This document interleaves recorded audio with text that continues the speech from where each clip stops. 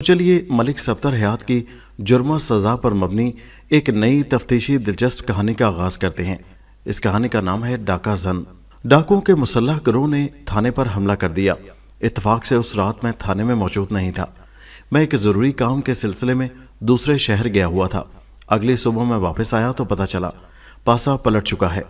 ڈاکوؤں اور گروہی مجرموں کی ایک مخصوص نفسیات ہوتی ہے۔ ان کا کوئی اہم آدمی اگر پولیس کے ہتھے چڑھ جائے تو وہ کوئی موقع نکال کر اسے چھڑانے کی کوشش ضرور کرتے ہیں۔ یہ اسی ذیل کی ایک مجرمانہ کارروائی تھی۔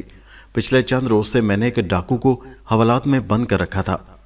تفتیش آخری مرحلے میں تھی اور ایک آدھ روز بعد میں اسے عدالت کے حوالے کرنے والا تھا کہ یہ ناخوشگوار واقعہ پیش آ گیا۔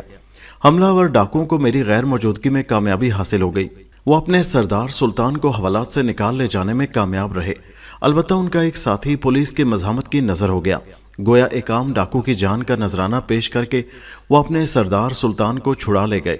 مجھے تھانے میں قدم رکھتے ہی ان حالات کا علم ہوا تو میں نے اپنے نائب کو کمرے میں بلا لیا۔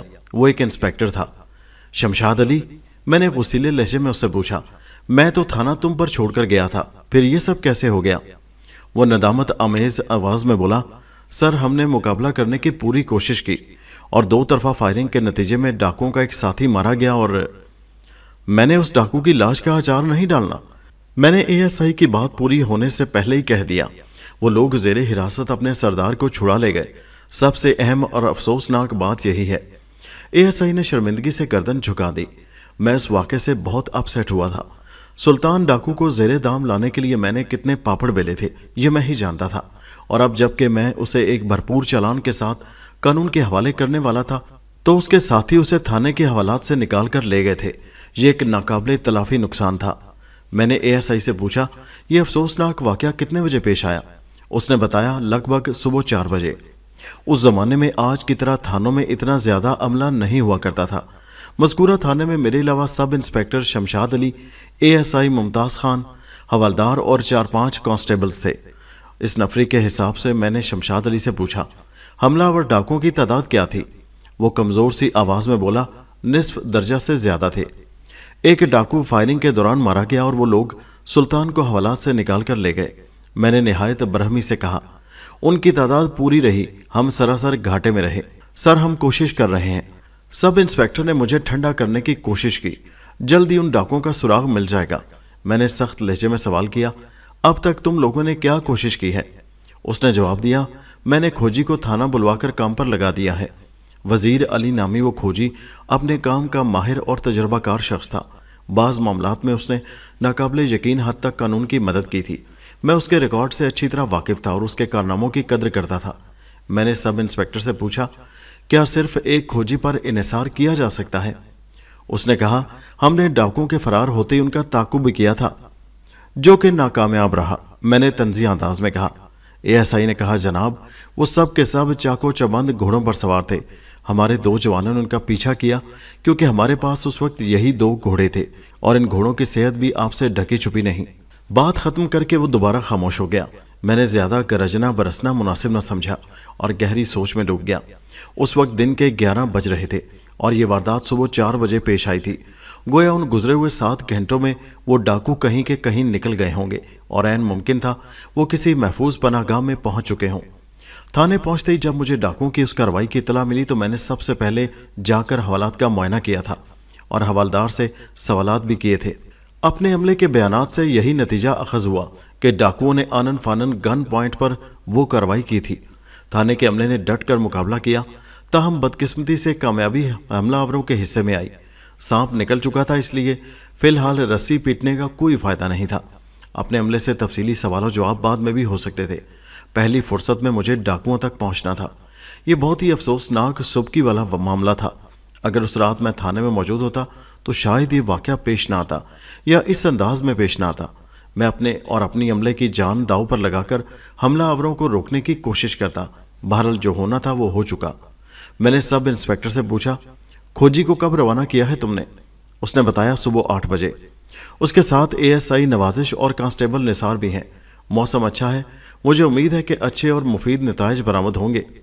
اللہ کرے ایسا ہی ہو، میں نے کہا اور سب انسپیکٹر کو اپنے کمرے سے رخصت کر دیا۔ وہ فروری کا مہینہ تھا اور سردی ابھی پوری طرح ختم نہیں ہوئی تھی۔ دن تو معتدل رہتا لیکن شام ہوتے ہی خنکی شروع ہو جاتی اور رات کو بھی خاصی ٹھنڈ ہو جاتی۔ میں حالیہ واقعے کے بارے میں سوچنے لگا۔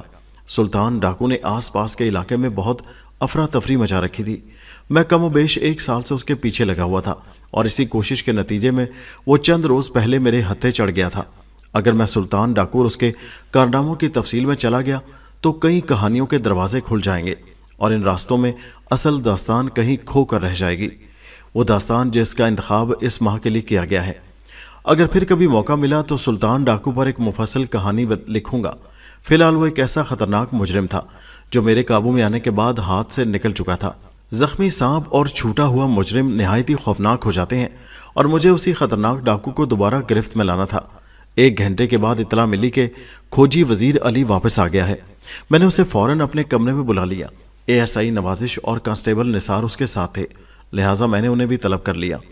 کھوجی نے جو رپورٹ پیش کی اس کا خلاصہ کچھ اس طرح ہے۔ گھڑ سوار ڈاکوؤں کا کھرا نکالنے میں کھوجی کی خاطر خواہ کامیابی حاصل ہوئی تھی۔ میرے تھانے کی مشرقی جانب لگ بھگ 1 میل کے فاصلے پر جنگل شروع ہو جاتا تھا۔ کھوجی کے مطابق مسلح گھڑ سوار اسی جنگل کی سمت فرار ہوئے تھے۔ اس نے فرار ہونے والے گھوڑوں کی تعداد 6 بتائی۔ گھڑ سواروں کی تعداد کے بارے میں حتمی طور پر کچھ نہیں کہا جا سکتا، وہ 6 بھی ہو سکتے تھے اور 12 بھی۔ بہرحال سب انسپیکٹر کی زبانی مجھے معلوم ہو چکا تھا، وہ 6 آئے تھے اور 6 ہی واپس گئے، یعنی 1 گھوڑے پر 1۔ خیر کھوجی کی فراہم کردہ اطلاع کافی سنسنی خیز تھی کہ وہ ڈاکو جنگل کی طرف فرار ہوئے تھے۔ میں نے چند روز پہلے ایک زبردست مارکے کے بعد اس جنگل سے سلطان کو گرفتار کیا تھا۔ ایک طرح سے اسے ڈاکوؤں کی انتقامی کارروائی بھی کہا جا سکتا تھا۔ کھوجی کے دوسرے انکشاف نے مجھے بری طرح چونکنے پر مجبور کر دیا۔ وہ گہری سنجیدگی سے بولا، ملک صاحب، ڈاکوؤں کے فرار کا راستہ تو میں نے واضح کر دیا، لیکن آپ یہ سن کر حیران ہوں گے کہ وہ تھانے پر چڑھائی کرنے کہیں اور سے آئے تھے۔ کیا مطلب؟ کہیں اور سے آئے تھے؟ میں واقعی حیران رہ گیا۔ اگر وہ جنگل میں گھسے ہیں تو آئے بھی ادھر ہی سے ہوں گے۔ میں تو اگلے مرحلے پر اس جنگل میں انہیں تلاش کرنے والا ہوں، تمہاری مدد سے۔ وہ تعاون آمیز انداز میں گردن ہلاتے بولا، جناب میں آپ کی ہر قسم کی مدد کو تیار ہوں۔ ڈاکوؤں کا کھرا جہاں تک لے جائے گا میں آپ کی رہنمائی کروں گا، لیکن میں پورے وثوق سے کہہ رہا ہوں کہ وہ لوگ مغربی سمت سے سفر کر کے اس تھانے میں پہنچے تھے۔ تھانے کی مغربی جانب بستی تھی جو 1 فرلانگ تک پھیلی ہوئی تھی۔ کھوجی کی بات نے مجھے الجھن میں ڈال دیا، بظاہر یہ ممکن دکھائی نہیں دیتا تھا۔ میں نے وزیر علی سے پوچھا، کہیں ڈاکوؤں کا کھرا اٹھانے میں تم سے کوئی غلطی تو نہیں ہو گئی؟ وہ جوشیلے لہجے میں بولا، سوال ہی پیدا نہیں ہوتا جناب، میں نے بڑی مشکل صورتحال میں کھرا نکالا ہے۔ وہ ڈاکو جو اپنے گھوڑوں کے سوموں پر کپڑا یا پلاسٹک باندھ کر سفر کرتے ہیں، میں نے ان کا بھی سراغ لگایا ہے۔ میں اس قسم کی غلطی نہیں کر سکتا۔ وہ ایک لمحے کو سانس لینے کی خاطر رکا، پھر بات جاری رکھتے ہوئے بولا، اس معاملے میں تو سب کچھ صاف صاف ہے۔ ڈاکوؤں کے قدموں اور گھوڑوں کے سوموں کے نشان بستی سے لے کر تھانے تک اور تھانے سے جنگل تک بالکل واضح نظر آ رہے ہیں۔ میرا حساب کتاب غلط نہیں ہو سکتا۔ جن 2 پولیس اہلکاروں نے گھوڑوں پر ڈاکوؤں کا تعاقب کیا، میں ان سے تفصیلی بات چیت کر چکا تھا۔ ان کا بھی یہی کہنا تھا کہ مسلح گھڑ سوار ڈاکو جنگل کی طرف جانے والے راستے پر غائب ہو گئے تھے۔ ان کے درمیان اتنا فاصلہ پیدا ہو گیا تھا کہ وہ مزید تعاقب جاری نہ رکھ سکے، مجبوراً انہیں واپس لوٹنا پڑا۔ اس مجبوری میں غیر اطمینان بخش صحت والے گھوڑوں کے ساتھ ساتھ گھڑ سوار ڈاکوؤں کی فائرنگ کا بھی بڑا ہاتھ تھا۔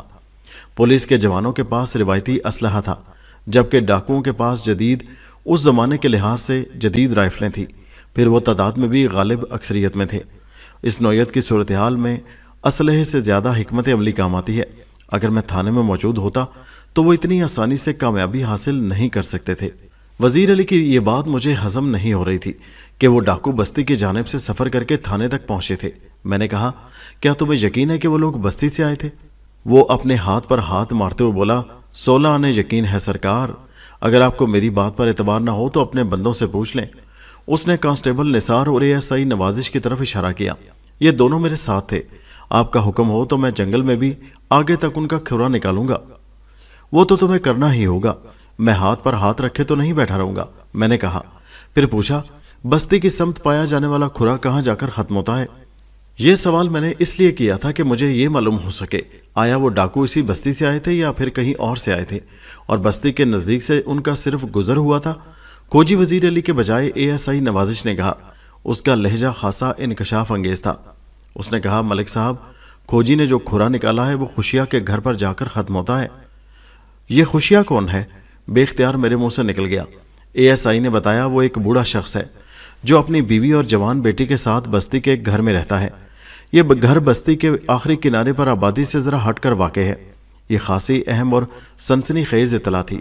اس سے یہی ظاہر ہوتا تھا کہ ڈاکوؤں نے خوشیہ کے گھر میں کچھ وقت گزارا تھا۔ میں نے مزید معلومات کی خاطر پوچھا، آپ لوگوں نے خوشیہ سے کسی قسم کی کوئی پوچھ گچھ کی ہے؟ ASI نے جواب دیا، ملک صاحب، ابھی تک ہم نے خوشیہ سے کوئی سوال نہیں کیا۔ ہم آپ کی واپسی کا انتظار کر رہے تھے۔ آپ نے صبح آنے کو کہا تھا۔ میں جس کام سے دوسرے شہر گیا تھا، اگر اس میں کچھ پیچیدگی پیدا نہ ہو جاتی تو میں صبح ہی اپنے تھانے پہنچ چکا ہوتا۔ بہرحال میں SP علاقہ کے حکم پر وہ کام نمٹانے گیا تھا، اس لیے اسے ادھورا چھوڑ کر بھی نہیں آ سکتا تھا۔ میں دوبارہ کھوجی وزیر علی کی جانب متوجہ ہو گیا۔ وزیر علی، تمہارا کہنا ہے وہ ڈاکو خوشیہ کے گھر سے سفر کر کے تھانے پہنچے اور یہاں کے حوالات میں سے اپنے سردار کو چھڑا کر جنگل کی طرف فرار ہو گئے۔ کیا تم نے یہ بات معلوم کرنے کی کوشش کی کہ وہ خوشیہ کے گھر کب اور کہاں سے آئے تھے؟ اس نے نفی میں گردن ہلاتے ہوئے کہا، فی الحال اس سلسلے میں نے کوئی کوشش نہیں کی۔ آپ کا حکم ہو تو میں اپنے تجربے کو کام میں لا کر کم از کم یہ ضرور پتہ چلا لوں گا کہ وہ کس سمت سے سفر کر کے خوشیہ کے گھر پہنچے تھے۔ اگر انہیں وہاں آئے زیادہ وقت نہیں گزرا تو ان کا کھرا سلامت ہوگا۔ ASI نے وضاحت آمیز انداز میں کہا، ملک صاحب، بستی ہمارے تھانے سے مغربی جانب واقع ہے۔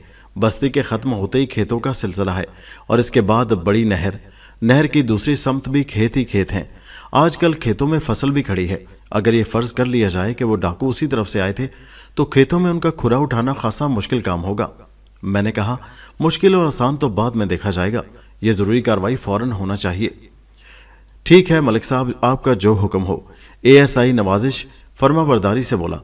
میں نے نوازش کو اپنے کمرے میں روک کر دوسرے افراد کو باہر جانے کا حکم دیا۔ کھوجی سے میں نے برآمدے میں ٹھہرنے کو کہہ دیا۔ جب میں اور ASI کمرے میں رہ گئے تو میں نے اس سے کہا، نوازش علی، تم فوری طور پر SP آفس روانہ ہو جاؤ۔ اس واقعے کی اطلاع وہاں تک پہنچنا ضروری ہے۔ میں تمہیں SP صاحب کے نام ایک رکا لکھ دیتا ہوں۔ وہ اس بات میں سر ہلا کر رہ گیا۔ اس نے کسی قسم کا کوئی سوال کرنا ضروری نہیں سمجھا تھا۔ میں اگر چاہتا تو صورتحال کی وضاحت کے لیے خود بھی SP صاحب سے ملنے جا سکتا تھا، لیکن تھانے میں میری موجودگی اس قدر ضروری ہو گئی تھی کہ میں نے ASI کو وہاں بھیجنے کا فیصلہ کیا۔ رکے میں نے سلطان ڈاکو کے بارے میں تفصیلاً درج کر دیا۔ SP صاحب اس بات سے آگاہ تھے کہ وہ خطرناک ڈاکو عدالتی ریمانڈ پر میری تحویل میں تھا۔ میں نے SP سے یہ بھی درخواست کی کہ میرے تھانے کو مزید نفری مہیا کی جائے تاکہ ڈاکوؤں کی تلاش کے لیے چھاپہ مار ٹیمیں تشکیل دی جا سکیں۔ پہلے میں نے سلطان کو جنگل میں اس کے خفیہ ٹھکانے سے گرفتار کیا تھا۔ اس مشن میں افرادی قوت سے زیادہ میری حکمت عملی کا دخل تھا، مگر اب ایک بات وثوق سے کہی جا سکتی تھی کہ اس مرتبہ سلطان اور اس کے ساتھی ڈاکو اس جنگل میں کہیں پناہ نہیں لیں گے، اور بالفرض اگر انہوں نے جنگل ہی میں کہیں روپوشی اختیار کی تو ان کی وہ پناہ گاہ میرے لیے خاصی مشکل ثابت ہوگی۔ جنگل اچھا خاصا گھنا اور وسیع و عریض تھا۔ ڈاکوؤں کی تلاش میں اس کے مختلف حصوں میں چھاپے مارنے کی ضرورت تھی اور نہایتی پلاننگ کے ساتھ۔ ویسے اس بات کے قوی امکانات تھے کہ وہ لوگ کسی اور طرف نکل گئے ہوں گے، یا وقتی طور پر انہوں نے اس جنگل کو خیر بات کہہ دیا ہوتا کہ پولیس کی کارروائی سے محفوظ رہ سکیں۔ ASI کے روانہ ہونے کے بعد میں نے ڈاکو کی لاش کو سرکاری اسپتال بھیجنے کا بندوبست کیا۔ لاش کا تفصیلی معائنہ میں پہلے ہی کر چکا تھا، اس پر زیادہ مغز ماری کی ضرورت نہیں تھی۔ لگ بھگ 12:30 بجے میں نے کھوجی کو اپنے ساتھ لیا اور خوشیہ کے گھر کے جانب چل پڑا۔ SI شمشاد کا تھانے میں رہنا ضروری تھا، چنانچہ حوالدار فرزند علی اور ایک کانسٹیبل کو میں نے اپنے ساتھ رکھ لیا۔ رسول نگر نامی وہ بستی تھانے سے 1 فرلانگ کے فاصلے پر تھی اور خوشیہ کا گھر بستی کے آخری کنارے پر ذرا ہٹ کر واقع تھا۔ تھوڑی دیر بعد ہم اس کے دروازے پر کھڑے تھے۔ میں اور حوالدار یونیفارم میں تھے، جبکہ کھوجی نے پاپلین کا کرتا اور تہ بند زیب تن کر رکھا تھا۔ سر پر اس کی مخصوص پگڑی بھی نظر آ رہی تھی۔ وزیر علی کی عمر 60 سے متجاوز تھی۔ وہ اس عمر میں بھی اینک کے بغیر تلاوت کلام پاک کر سکتا تھا اور دور دیکھنے کے لیے بھی اسے آنکھوں کو چندہ کرنے کی ضرورت پیش نہیں آتی تھی۔ دستک کے جواب میں ایک بوڑھی عورت نے دروازہ کھولنے سے پہلے سوال کیا، کون ہے؟ میں نے کہا، میں خوشیہ سے ملنے آیا ہوں، کیا وہ گھر پر ہے؟ اندر چند لمحے خاموشی رہی۔ کون ہے؟ پوچھنے والی کی آواز سے میں نے اندازہ لگایا تھا کہ وہ کوئی بوڑھی عورت ہوگی، ورنہ ابھی تک کوئی میرے سامنے نہیں آیا تھا۔ مجھے یوں محسوس ہوا کہ وہ عورت کسی سے مشورہ کر رہی ہے۔ میری سماعت تک کچھ اس قسم کی آوازیں پہنچیں جیسے دروازے کے پیچھے خسر پھسر کی جا رہی ہے۔ मैं समझ गया दरवाज़ा खोलने में पसो पेश से काम लिया जा रहा था, जिसका एक ही मतलब था, कोई गड़बड़ है। मैंने दोबारा दस्तक दी और बावाज़े बुलंद कहा, खुशिया दरवाज़ा खोलो, मैं तुमसे कुछ ज़रूरी बातें करने आया हूँ। मेरा नाम मलिक सफ्तर हयात है और मैं इस इलाके का थाना इंचार्ज हूँ। अंदर एकदम सन्नाटा छा गया और चंद लम्हात बाद दरवाजे की कुंडी गिरी और नीम बाद दरवाजे में एक अधेड़ उम्र औरत की सूरत नजर आई और उसने मेरी तरफ देखते हुए पूछा, थानेदार साहब आपको खुशिया से क्या काम है? उस औरत की सूरत और आवाज़ से बुढ़ापा झलकता था। बहरहाल मैंने उससे तजाद को फिलहाल नज़रअंदाज करते हुए उससे कहा, खुशिया से मुझे जो भी काम है वह मैं तुम्हें नहीं बता सकता, तुम उसे बाहर भेजो। एक लम्हे को तवक्कुफ से मैंने इजाफा किया, तुम गालिबन खुशिया की बीवी हो। मेरा अंदाज़ा दुरुस्त साबित हुआ। उसने बताया, जी मैं खुशिया की बीवी बख्त भरी हूँ। खुशिया को रात से बुखार है, वो अंदर सोया पड़ा है। मुझे उसके बयान पर यकीन ना आया। उसका लहजा चुगली खा रहा था। थोड़ी देर पहले मैंने बंद दरवाजे के पीछे खुसर फुसर की जो आवाज़ें सुनी थी वो कोई और ही कहानी सुना रही थी। मैंने कहा, अभी थोड़ी देर पहले दरवाज़ा खोलने से पहले तुमने किसी से सलाह मशवरा किया था, वो कौन था? क्या वो तुम्हारी बेटी है? तुम तीनों के सिवा इस घर में और तो कोई नहीं रहता। वो मेरे इन सवालिया जुमलों से घबरा गई। गड़बड़ाए हुए लहजे में बोली, नहीं जी, मैंने किसी से सलाह मशवरा नहीं किया। मैं समझ गया वो वाज़ेह तौर पर झूठ बोल रही थी। आंखें उसकी जुबान का साथ नहीं दे रही थीं। मैंने घूर कर उसके चेहरे का जायजा लिया और कदरे सख्त लहजे में कहा, अगर खुशिया को बुखार है, वो बाहर नहीं आ सकता तो क्या हुआ? तुम दरवाज़ा खोलो, मैं अंदर जाकर उससे मिल लेता हूँ। ये मुलाकात बहुत ज़रूरी है। वो मेरे तेवर भांप गई कि मैं किसी भी सूरत टलने वाला नहीं हूँ। खोजी वजीर अली ने बड़े वसूख से मुझे बताया था कि डाकुओं का खुरा इसी घर से थाने तक पहुंचा है और फिर थाने से वो जंगल की तरफ गए हैं। मैं खुशिया और खुशिया के घर को किसी भी सूरत नज़रअंदाज नहीं कर सकता था। खुशिया की बीवी को मजबूरन दरवाज़ा खोलना पड़ा और हम घर के अंदर पहुंच गए। वो एक कुशादा सहन वाला घर था जिसके पिछले हिस्से में 3-4 कच्चे कमरे बने हुए थे। ऊंची छतों वाले ये कमरे हर किस्म के मौसम के लिए मौजूद थे, यानी गर्मियों में ठंडे और सर्दियों में गर्म।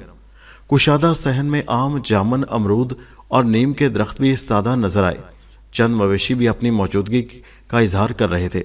एक दीवार के साथ कुंडली बनाई गई थी जिसमें बैक वक्त दर्जन भर जानवर चारा खा सकते थे। खोजी ने सहन अबूर करते हुए मेरे कान में सरगोशी की, मलिक साहब मैं इस सहन को भी चेक करना चाहता हूँ।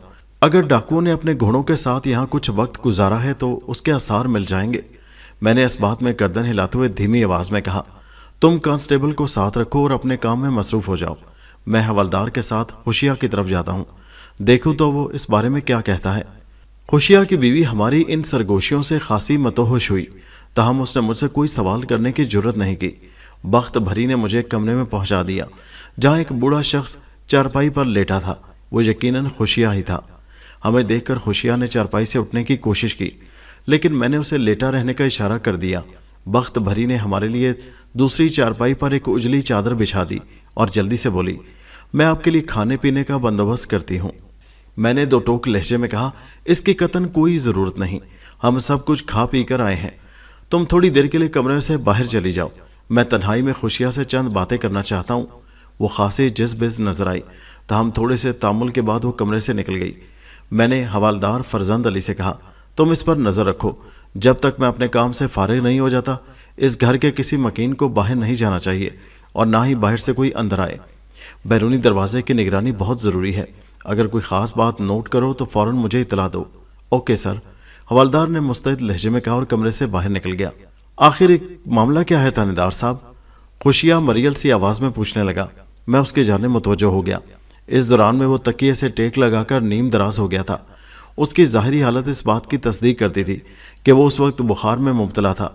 खुशिया की उम्र 65 के करीब थी और उसका पूरा सर सफ़ेद हो चुका था। मैंने उसकी आंखों में झांकते हुए मैंने खेस लहजे में कहा, खुशिया, मामले के बारे में तुमसे ज़्यादा और कौन जानता होगा? ये सवाल तो मुझे तुमसे करना चाहिए। वो अपने सर को थाम कर बोला, पता नहीं आप किस किस्म की बातें कर रहे हैं जनाब, मेरा तो सर पहले ही काबू नहीं, कुछ चक्कर सा आ रहा है।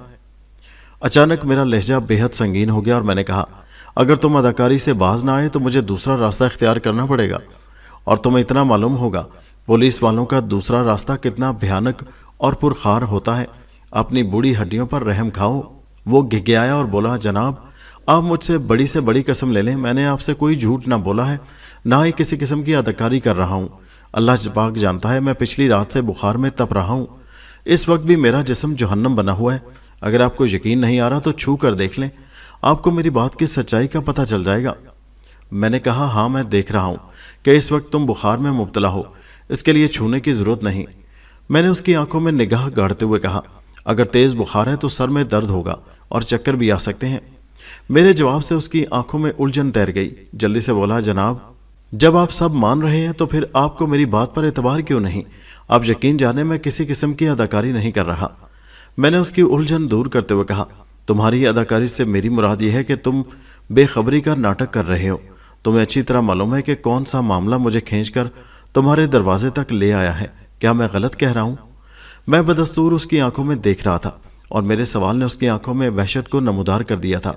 उसके चेहरे का हर हिस्सा खौफ की लपेट में नजर आ रहा था। ताहम खुशिया की जुबान ने हत्तुल इम्कान ढिठाई का मुजाहरा किया। उसने टूटे फूटे लहजे में कहा, मैं अभी तक समझ नहीं सका हूँ कि आप क्या कह रहे हैं। मैंने कहा, खुशिया मैं तुम्हारे साथ बूझो तो जाने खेलने नहीं आया। लगता है शराफत की जुबान तुम्हारी समझ में नहीं आएगी। अचानक मेरा लहजा संगीन हो गया। अगर तुम अपनी बीवी और बेटी के साथ हवालात की हवा खाने का शौक रखते हो तो तुम्हारी मर्जी है। थाने में तो बेजुबान भी बोलने लगते हैं। लगता है तुम्हारे साथ दूसरे रास्ते पर सफर करना पड़ेगा। उसके चेहरे पर एक रंग सा आकर गुजर गया। आंखों में बेपनाह वहशत भर गई। नहीफ आवाज में मिनमिनाया, मेरी खता क्या है? मैंने कड़क कर कहा, तुम्हारी खता यह है कि तुमने पिछली रात 6 डाकुओं को अपने घर में पनाह दी थी। उसने कहा, आपको गलतफहमी के बच्चे। मैंने उसका जुमला मुकम्मल होने से पहले ही सख्त अंदाज में कहा, मैं मुकम्मल तसल्ली किए बगैर किसी पर हाथ नहीं डालता।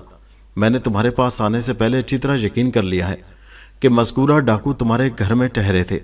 1-2 पल के लिए या पूरी रात, इससे कोई फर्क नहीं पड़ता। बताओ तुम्हारा उन डाकुओं से क्या ताल्लुक है? वो कहाँ से आए थे और किधर गए हैं? खुशिया का वजूद कपकपाने लगा। उस लर्जे में बुखार से ज्यादा मेरे ट्रीटमेंट का हाथ था। इससे पहले वो कोई जवाब देता, खोजी वजीर अली मेरे पास आ गया। मैं उसकी जानिब मुतवज्जो हो गया।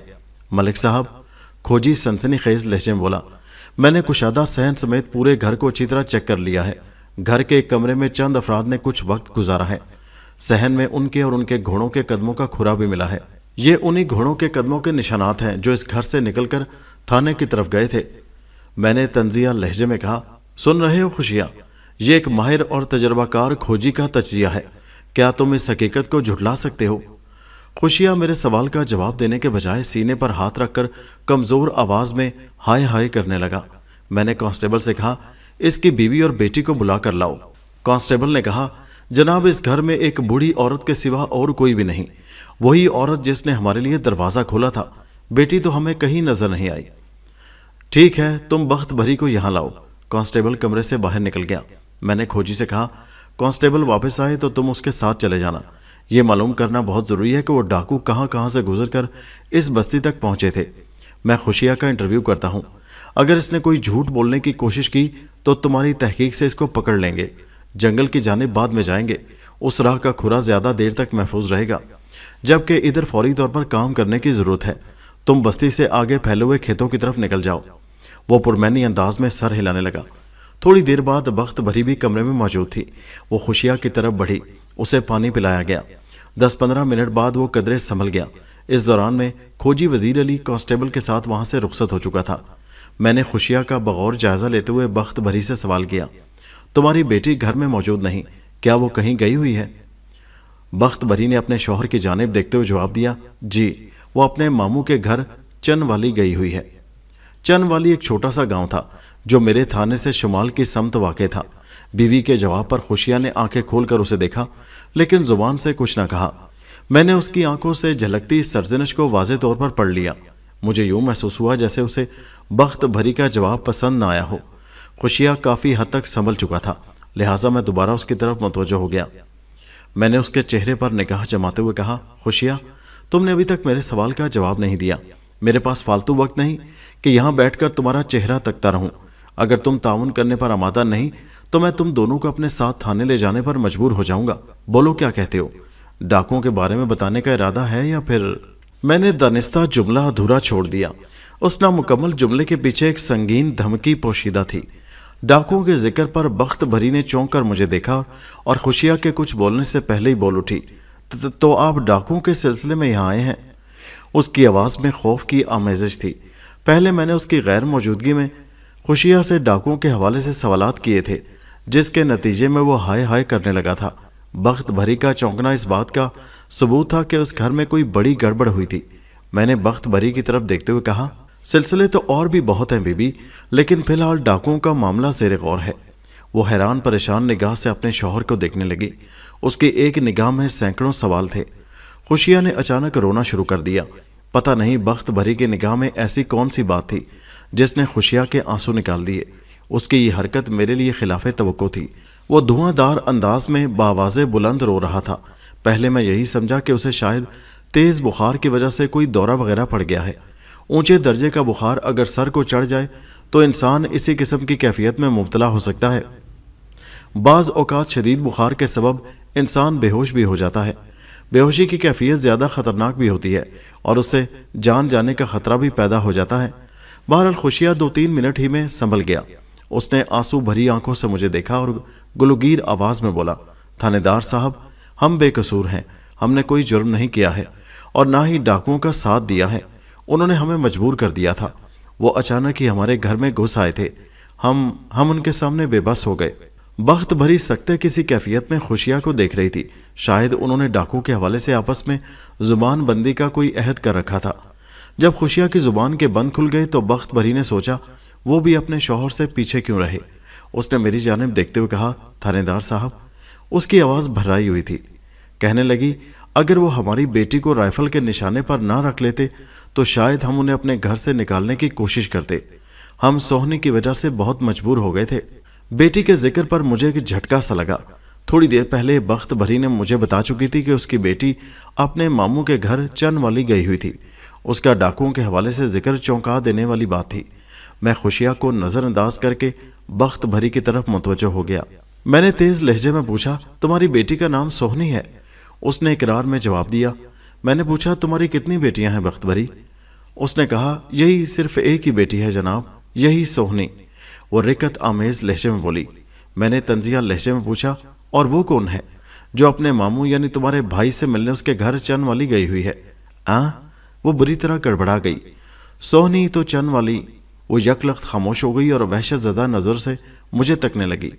मैंने खुश्क लहजे में कहा, बहुत खूब बख्त भरी, तुम्हें इस उम्र में झूठ बोलते हुए ज़रा शर्म नहीं आ रही? सोहनी तुम्हारी किस किस्म की इकलौती बेटी है जो बैक वक्त 2 मुख्तलिफ और दूर दराज गाँव में पाई जा रही है? यहाँ रसूल नगर में डाकू से राइफल के निशाने पर रखकर तुम लोगों को तावन के लिए मजबूर कर देते हैं, और उधर चन वाली में वो अपने मामू के घर में भी मौजूद है। ये कैसा मावराई चक्कर है? क्या तुम मुझे कोई हमजाद वाली पट्टी बढ़ाने का इरादा रखती हो? वो मेरी सख्त और चुपती हुई बातें सुनकर घबरा गई।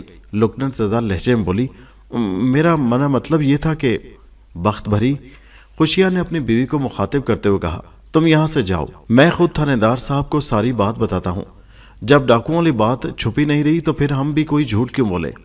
उसने ज़रा तवक्कुफ करके पहलू बदला, फिर खफीफ आवाज़ में अपनी बीवी को अपनी खातिरदारी के बारे में कुछ हिदायत देने लगा। मेरे ना करने के दौरान में बख्त भरी कमरे से निकल गई। मैंने हवलदार फरजंद अली की तरफ मैंने खेज नज़र से देखा। वो मेरी निगाह में पोशीदा इशारे को समझ गया और उठकर बख्त भरी के पीछे ही कमरे से रुखसत हो गया। उसने एक पल में अंदाज़ा लगा लिया था कि मैं बख्त भरी की निगरानी चाहता हूँ। सुल्तान डाकू के हवाले से वो कुछ कर गुजरने पर आमादा नजर आता था।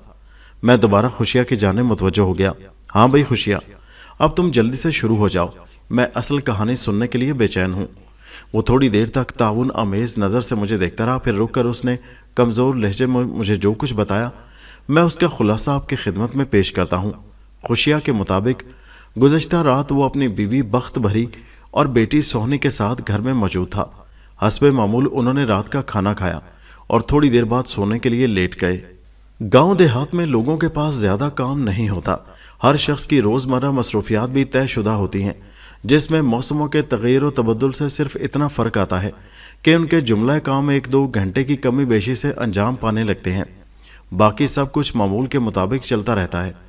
रात में और ख़ास तौर पर मौसम सरमा की रात में लोग बहुत जल्द अपने बिस्तर में जा पहुँचते हैं। शहरी ज़िंदगी की आधी रात तक اور بسا اوقات اس کے بعد بھی تا دیر جاگ کر صحت کا کباڑا نہیں کیا جاتا۔ جلدی سونا اور جلدی اٹھنا گاؤں کے ہر باسی کا معمول ہوتا ہے۔ خوشیہ اور اس کی بیوی بیٹی بھی رات کے پہلے پہر سونے کے لیے لیٹ گئے اور جلد ہی نیند کی پرکیف وادی نے ان پر اپنے در وا کر دیے۔ سوہنی کی عمر 21-22 کے درمیان تھی۔ یہ بھرپور جوانی کی عمر ہوتی ہے اور گاؤں دیہات کی خالص فضا کی تازگی سے ہم آہنگ ہو کر عجیب بہار دکھاتی ہے۔ مرد ہو یا زن، اس عمر میں سب پر جوانی ٹوٹ کر برستی ہے۔ سوہنی اسم با مسمہ تھی۔ خوشیہ اور بخت بھری ایک کمرے میں سوتے تھے جبکہ سوہنی دوسرے کمرے میں۔ بخت بھری نے کئی مرتبہ سوہنی سے کہا کہ وہ اکیلی نہ سویا کرے، لیکن وہ یہ کہہ کر ٹال جاتی کہ ابا یعنی خوشیہ کی موجودگی میں والدین کے کمرے میں سونا اسے اچھا نہیں لگتا۔ پھر وہ یہ دلیل بھی دیتی کہ اس کا کمرہ ان کے کمرے سے زیادہ دور تھوڑی ہے۔ در حقیقت وہ دونوں کمرے ایک دوسرے سے ملے ہوئے تھے اور دونوں کی درمیانی دیوار میں ایک دروازہ بھی تھا جہاں سے بآسانی کمرے سے نکلے بغیر ادھر ادھر آیا جا سکتا تھا۔ سوہنی یہ کہہ کر ماں کو مطمئن کر دیتی کہ بیچ کا دروازہ تو کھلا ہی رہتا ہے، اگر کوئی ایسی ویسی بات ہوئی تو وہ فوراً انہیں مطلع کر دے گی۔ الغرض وقوع کی رات وہ لوگ اپنے اپنے کمروں میں پرسکون نیند سو رہے تھے کہ رات کے کسی پہر خوشیہ کی آنکھ کھل گئی۔ یہ ایک خلاف معمول بات تھی۔ وہ رات کا سویا اذان فجر کے وقت ہی اٹھتا تھا۔ اس نے دوسری چارپائی کے اوپر سوئی بخت بھری کو جگایا۔ وہ اس طرح جھنجھوڑ کر اٹھائے جانے پر بکھلا گئی۔ کیا ہو گیا خوشیہ؟ اس نے آنکھیں ملتے ہوئے جھنجھلاہٹ آمیز لہجے میں پوچھا۔ خوشیہ نے ہونٹوں پر انگلی رکھ کر اسے خاموش رہنے کا اشارہ کیا اور نیچی آواز میں بولا، میں محسوس کر رہا ہوں گھر میں کوئی گڑبڑ ہے۔ کیسی گڑبڑ؟ بخت بھری نے جواباً سرگوشیانہ انداز میں پوچھا اور سوہنی کے کمرے میں کھلنے والے مشترکہ دروازے کی طرف دیکھنے لگی۔ بخت بھری ایک ماں تھی اور گڑبڑ کے حوالے سے آپوں آپ اس کا دھیان سوہنی کی طرف چلا گیا تھا۔ مذکورہ دروازہ بھیڑا ہوا تھا، تاہم اسے کنڈی نہیں لگائی جاتی تھی۔ خوشیہ نے آواز دبا کر کہا، میں نے تھوڑی دیر پہلے کسی دوسرے کمرے کی طرف آوازیں سنی ہیں، شاید انہی آوازوں کی وجہ سے میری آنکھ کھل گئی۔ ایک لمحے کو رک کر اس نے اضافہ کیا، میں محسوس کر رہا ہوں ہمارے علاوہ بھی کچھ لوگ اس گھر میں موجود ہیں۔ تم ڈرانے والی باتیں کر رہے ہو خوشیہ؟ بخت بھری کی آواز میں سراسیمگی تھی۔ اس صورتحال نے اسے پوری طرح بیدار کر دیا تھا۔ میں سوہنی کو جا کر دیکھتی ہوں، وہ تشویش بھرے لہجے میں بولی اور چارپائی سے نیچے اتر آئی۔ ٹھیک ہے، تم اس کی خیریت معلوم کرو۔ خوشیہ نے بھی بستر چھوڑ دیا، پھر گھر کے دوسرے حصوں میں جا کر دیکھتے ہیں۔ اگلے 2 منٹ کے اندر یہ انکشاف ہو گیا کہ سوہنی اپنے کمرے میں موجود نہیں تھی۔ اس صورتحال نے بوڑھے والدین کو گہری تشویش میں مبتلا کر دیا۔ وہ اپنے کمرے سے صحن میں نکل آئے اور اسی وقت انہیں حیرت کا ایک شدید جھٹکا سا لگا۔ صحن میں نصف درجن گھوڑے دیکھ کر وہ شدید الجھن میں پڑ گئے۔ اس وقت ایک کمرے میں سے چند افراد کے بولنے کی آوازیں آنے لگیں۔ وہ دونوں کمان میں سے نکلے ہوئے تیروں کی مانند مذکورہ کمرے کی جانب بڑھ گئے، کیونکہ سنائی دینے والی آوازوں میں سوہنی کی آواز بھی شامل تھی۔ اس کمرے کے وحشت ناک منظر نے ان کی پریشانی میں 1000 گنا اضافہ کر دیا۔ 6 ڈاکوؤں نے سوہنی کو اپنے نرغے میں لے رکھا تھا۔ ان ظالموں نے پتہ نہیں کس طرح وہاں ایک دیا بھی روشن کر لیا تھا۔ اس سلسلے میں انہوں نے سوہنی سے مدد لی ہوگی۔ دیے کی ناکافی روشنی میں سوہنی کی صورت خوف اور دہشت کی علامت بن کر رہ گئی تھی۔ خوشیہ اور بخت بھری ڈاکوؤں کی نظر سے چھپے نہ رہ سکے اور انہیں بھی بے بس کر دیا گیا۔ تھوڑی دیر بعد 3 ڈاکو سوہنی اور بخت بھری کے پاس ہی رک گئے اور باقی 3 خوشیہ کے ساتھ دوسرے کمرے میں آ گئے۔ کمرے میں پہنچنے کے بعد 2 ڈاکو دروازے کے قریب کھڑے ہو گئے اور تیسرا خوشیہ سے مذاکرات کرنے لگا۔ ڈاکو نے سخت لہجے میں کہا، ہم تم لوگوں کو کوئی نقصان نہیں پہنچائیں گے، شرط یہی ہے کہ تم ہمارے ساتھ تعاون کرو۔ خوشیہ نے ڈرتے ڈرتے پوچھ لیا، تم لوگ ہم سے کس قسم کا تعاون چاہتے ہو؟ وہ بولا، ہم 2-2.5 گھنٹے تمہارے گھر میں گزارنا چاہتے ہیں۔ اگر تم لوگوں نے شرافت کا ثبوت دیا تو ہم جیسے خاموشی سے آئے ہیں بالکل ویسے یہاں سے رخصت بھی ہو جائیں گے، لیکن کسی گڑبڑ یا تمہاری چالاکی کی صورت میں تم تینوں جان سے جاؤ گے۔ بولو کیا ارادہ ہے؟ اس موقع پر کوئی بھی کمزور اور شریف انسان کسی خطرناک ارادے کا اظہار نہیں کر سکتا۔ خوشیہ نے کہا، ٹھیک ہے، تم جب تک چاہو یہاں رک جاؤ، میری بیٹی اور بیوی کو کوئی تکلیف یا نقصان نہیں پہنچنا چاہیے۔ ڈاکو نے ٹھوس لہجے میں کہا، ان کا بال بھی بانکا نہیں ہوگا۔ اپنے عمل سے وہ ان کا سرغنہ نظر آتا تھا۔ دوسرے 5 اسے بہت تعظیم دے رہے تھے۔ اگلے چند لمحات میں خوشیہ کو پتہ چل گیا کہ وہ لوگ کس طرح گھر میں داخل ہوئے تھے اور سوہنی کو انہوں نے کیسے ٹریپ کر لیا۔ گھر کے صحن کے اندر ہی ایک کونے میں دیہاتی ٹوائلٹ بنا ہوا تھا۔ جس وقت وہ لوگ گھر کے صحن میں پہنچے، سوہنی ضرورت کے تحت ٹوائلٹ میں موجود تھی۔ وہ جیسے ہی باہر آئی، انہوں نے اسے گن پوائنٹ پر رکھ لیا۔ پھر وہ اسے دھکیلتے ہوئے کمرے میں لے گئے تھے۔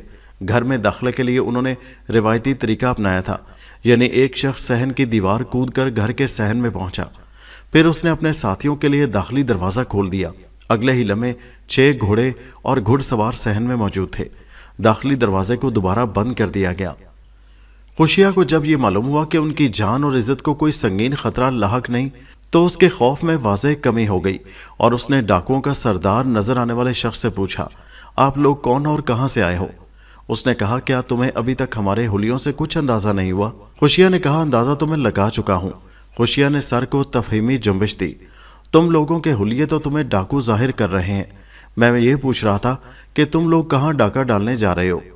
ڈاکوؤں کے سربراہ نے سخت لہجے میں کہا، اوئے بڈھے، شکل سے تو تم اتنے احمق نظر نہیں آتے، کیا ہم تمہیں بتا دیں گے کہ کہاں سے آ رہے ہیں، کہاں ڈاکہ ڈالیں گے اور اس کے بعد کس طرف کا رخ کریں گے؟ کیا تم نے ہمیں اتنا ہی بے وقوف سمجھ رکھا ہے؟ ڈاکو کی ڈانٹ پھٹکار نے خوشیہ کو خاموش کر دیا۔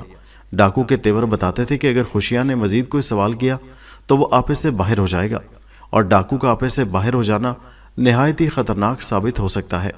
اسے اپنی جان کی زیادہ پرواہ نہیں تھی، وہ بخت بھری اور سہنی کو کوئی گزند پہنچتے ہوئے نہیں دیکھ سکتا تھا۔ ان نازک لمحات میں وہ تینوں پوری طرح ڈاکوؤں کے رحم و کرم پر تھے، لہٰذا خوشیہ کا چپ ساتھ لینا ہی وقت کی ضرورت، مصلحت کا تقاضا اور دانش مندی کا شیوا تھا۔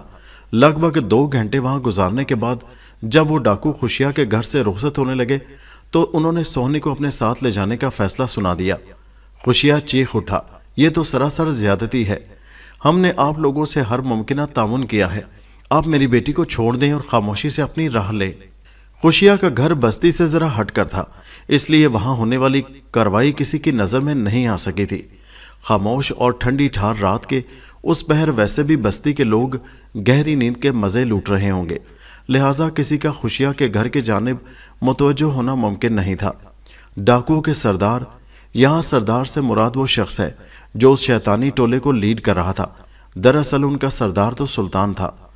اس شیطانی ٹولے کو لیڈ کرنے والے نے سخت انداز اختیار کرتے ہوئے کہا، اوئے بڈھے، تم نے پچھلے 2 گھنٹوں میں اندازہ لگا لیا ہوگا کہ ہم نے تم سے کسی قسم کی بدتمیزی کی ہے اور نہ ہی کوئی نقصان پہنچانے کی کوشش کی ہے۔ اس سے یہی ظاہر ہے کہ میری نیت صاف ہے، تم میری بات پر بھروسہ کر سکتے ہو۔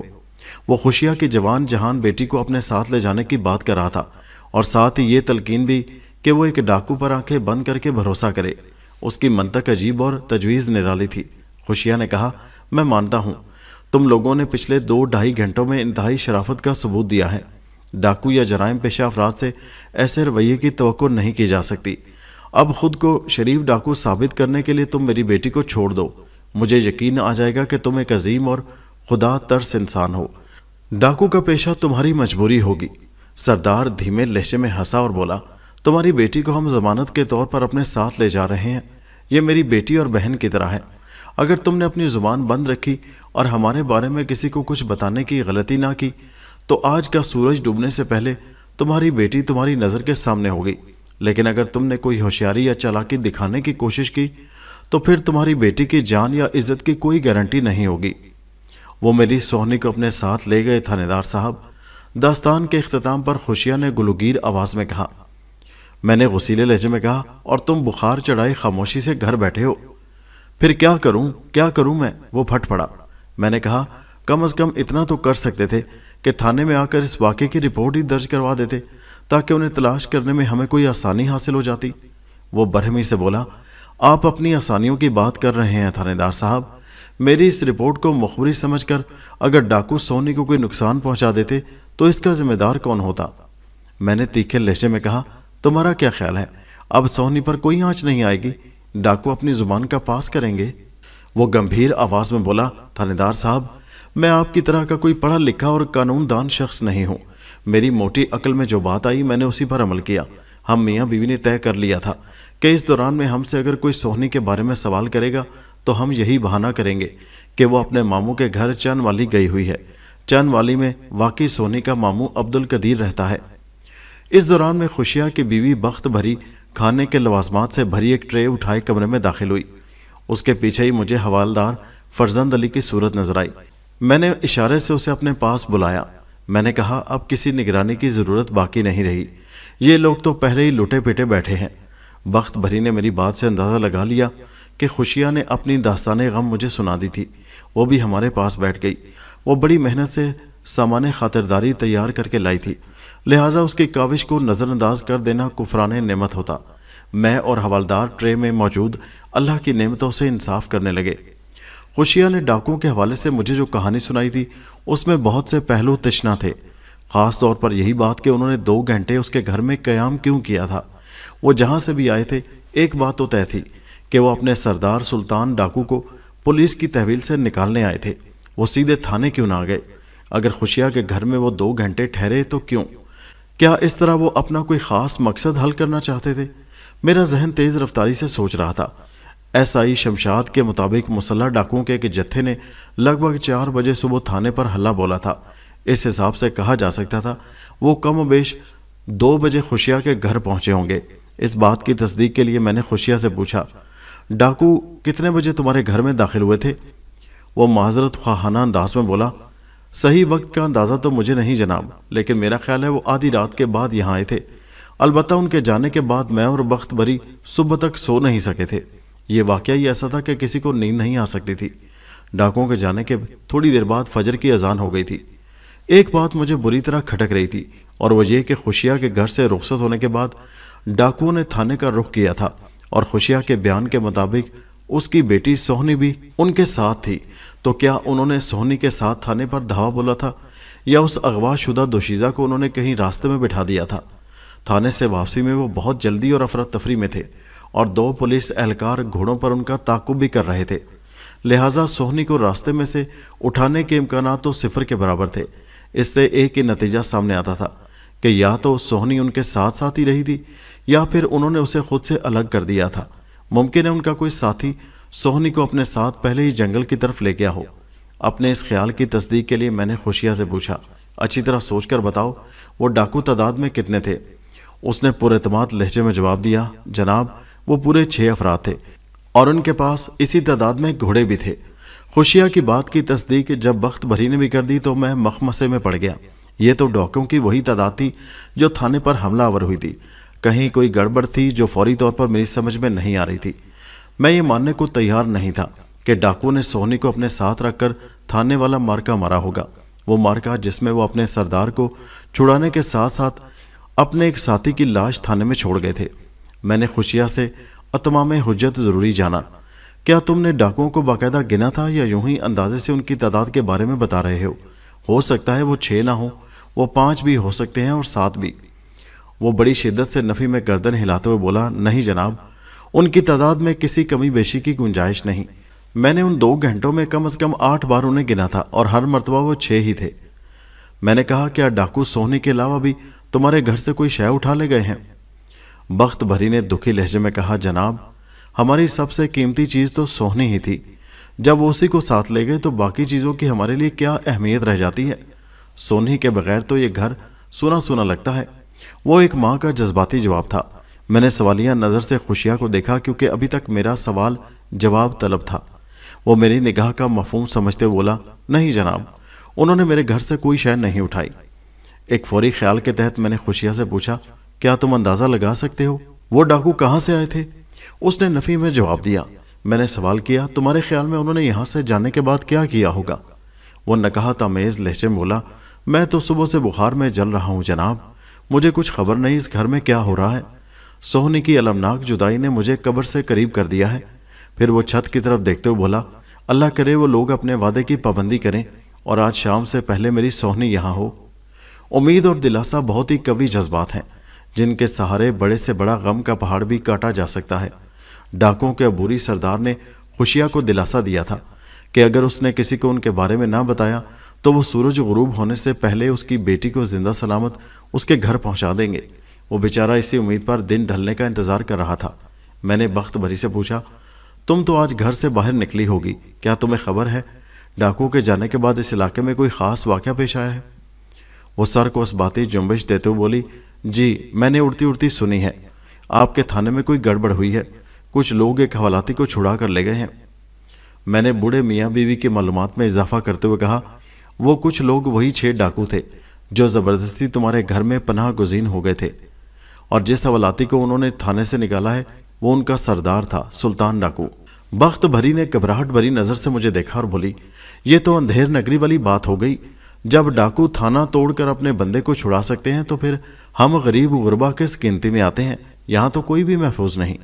खुशिया ने कहा, डाकुओं के जाने के थोड़ी देर बाद हमने फायरिंग की कुछ आवाज़ें सुनी थी, लेकिन हमें यह पता नहीं था आपके थाने में कोई मार हो रहा है। बहरहाल उसने इतना कहकर आंखें बंद कर लीं। अब क्या हो सकता है? अल्लाह करे मेरी बेटी खैरियत से घर आ जाए। मैं मजीद आधा घंटा वहाँ रुक कर उन दोनों मियाँ बीवी से मुख्तलिफ सवालात करता रहा, लेकिन कोई मुफीद और अहम बात मालूम ना हो सकी। खुशिया तो बुखार की वजह से एक मुसीबत में मुब्तला था और बख्त भरी अपनी सोहने के गम में निढाल। मैंने उन्हें ज़्यादा परेशान करना ज़रूरी ना समझा और जाने के लिए उठकर खड़ा हो गया। खुशिया ने आंखें खोलते हुए कहा, थानेदार साहब, मेरी आपसे इल्तजा है, अगर मान लें तो। मैंने कहा, हाँ कहो। मुझे उस लाचार और मजबूर बाप पर तरस आ गया। उसने कहा, अभी तक ये बात हमने सिर्फ आपको बताई है कि सोहनी को डाकू अपने साथ ले गए हैं। मैं आपसे दरख्वास्त करता हूँ कि शाम तक ये राज किसी को ना बताएं, वरना हमारी बड़ी बदनामी होगी। और शाम के बाद क्या होगा? मैंने उस खुशगुमान बूढ़े को तरफ देखते हुए कहा। वो बोला, डाकुओं ने वादा किया है, वो रात से पहले मेरी बेटी को घर पहुंचा देंगे। खुशिया के लहजे में कोई ऐसी बात थी कि मैं उसे ये ना कह सका कि डाकू अब कभी तुम्हारी बेटी को वापस नहीं करेंगे। रात तक ही की तो बात थी। उसकी उम्मीद वक्त का बेरहम तेशा काट कर रख देता।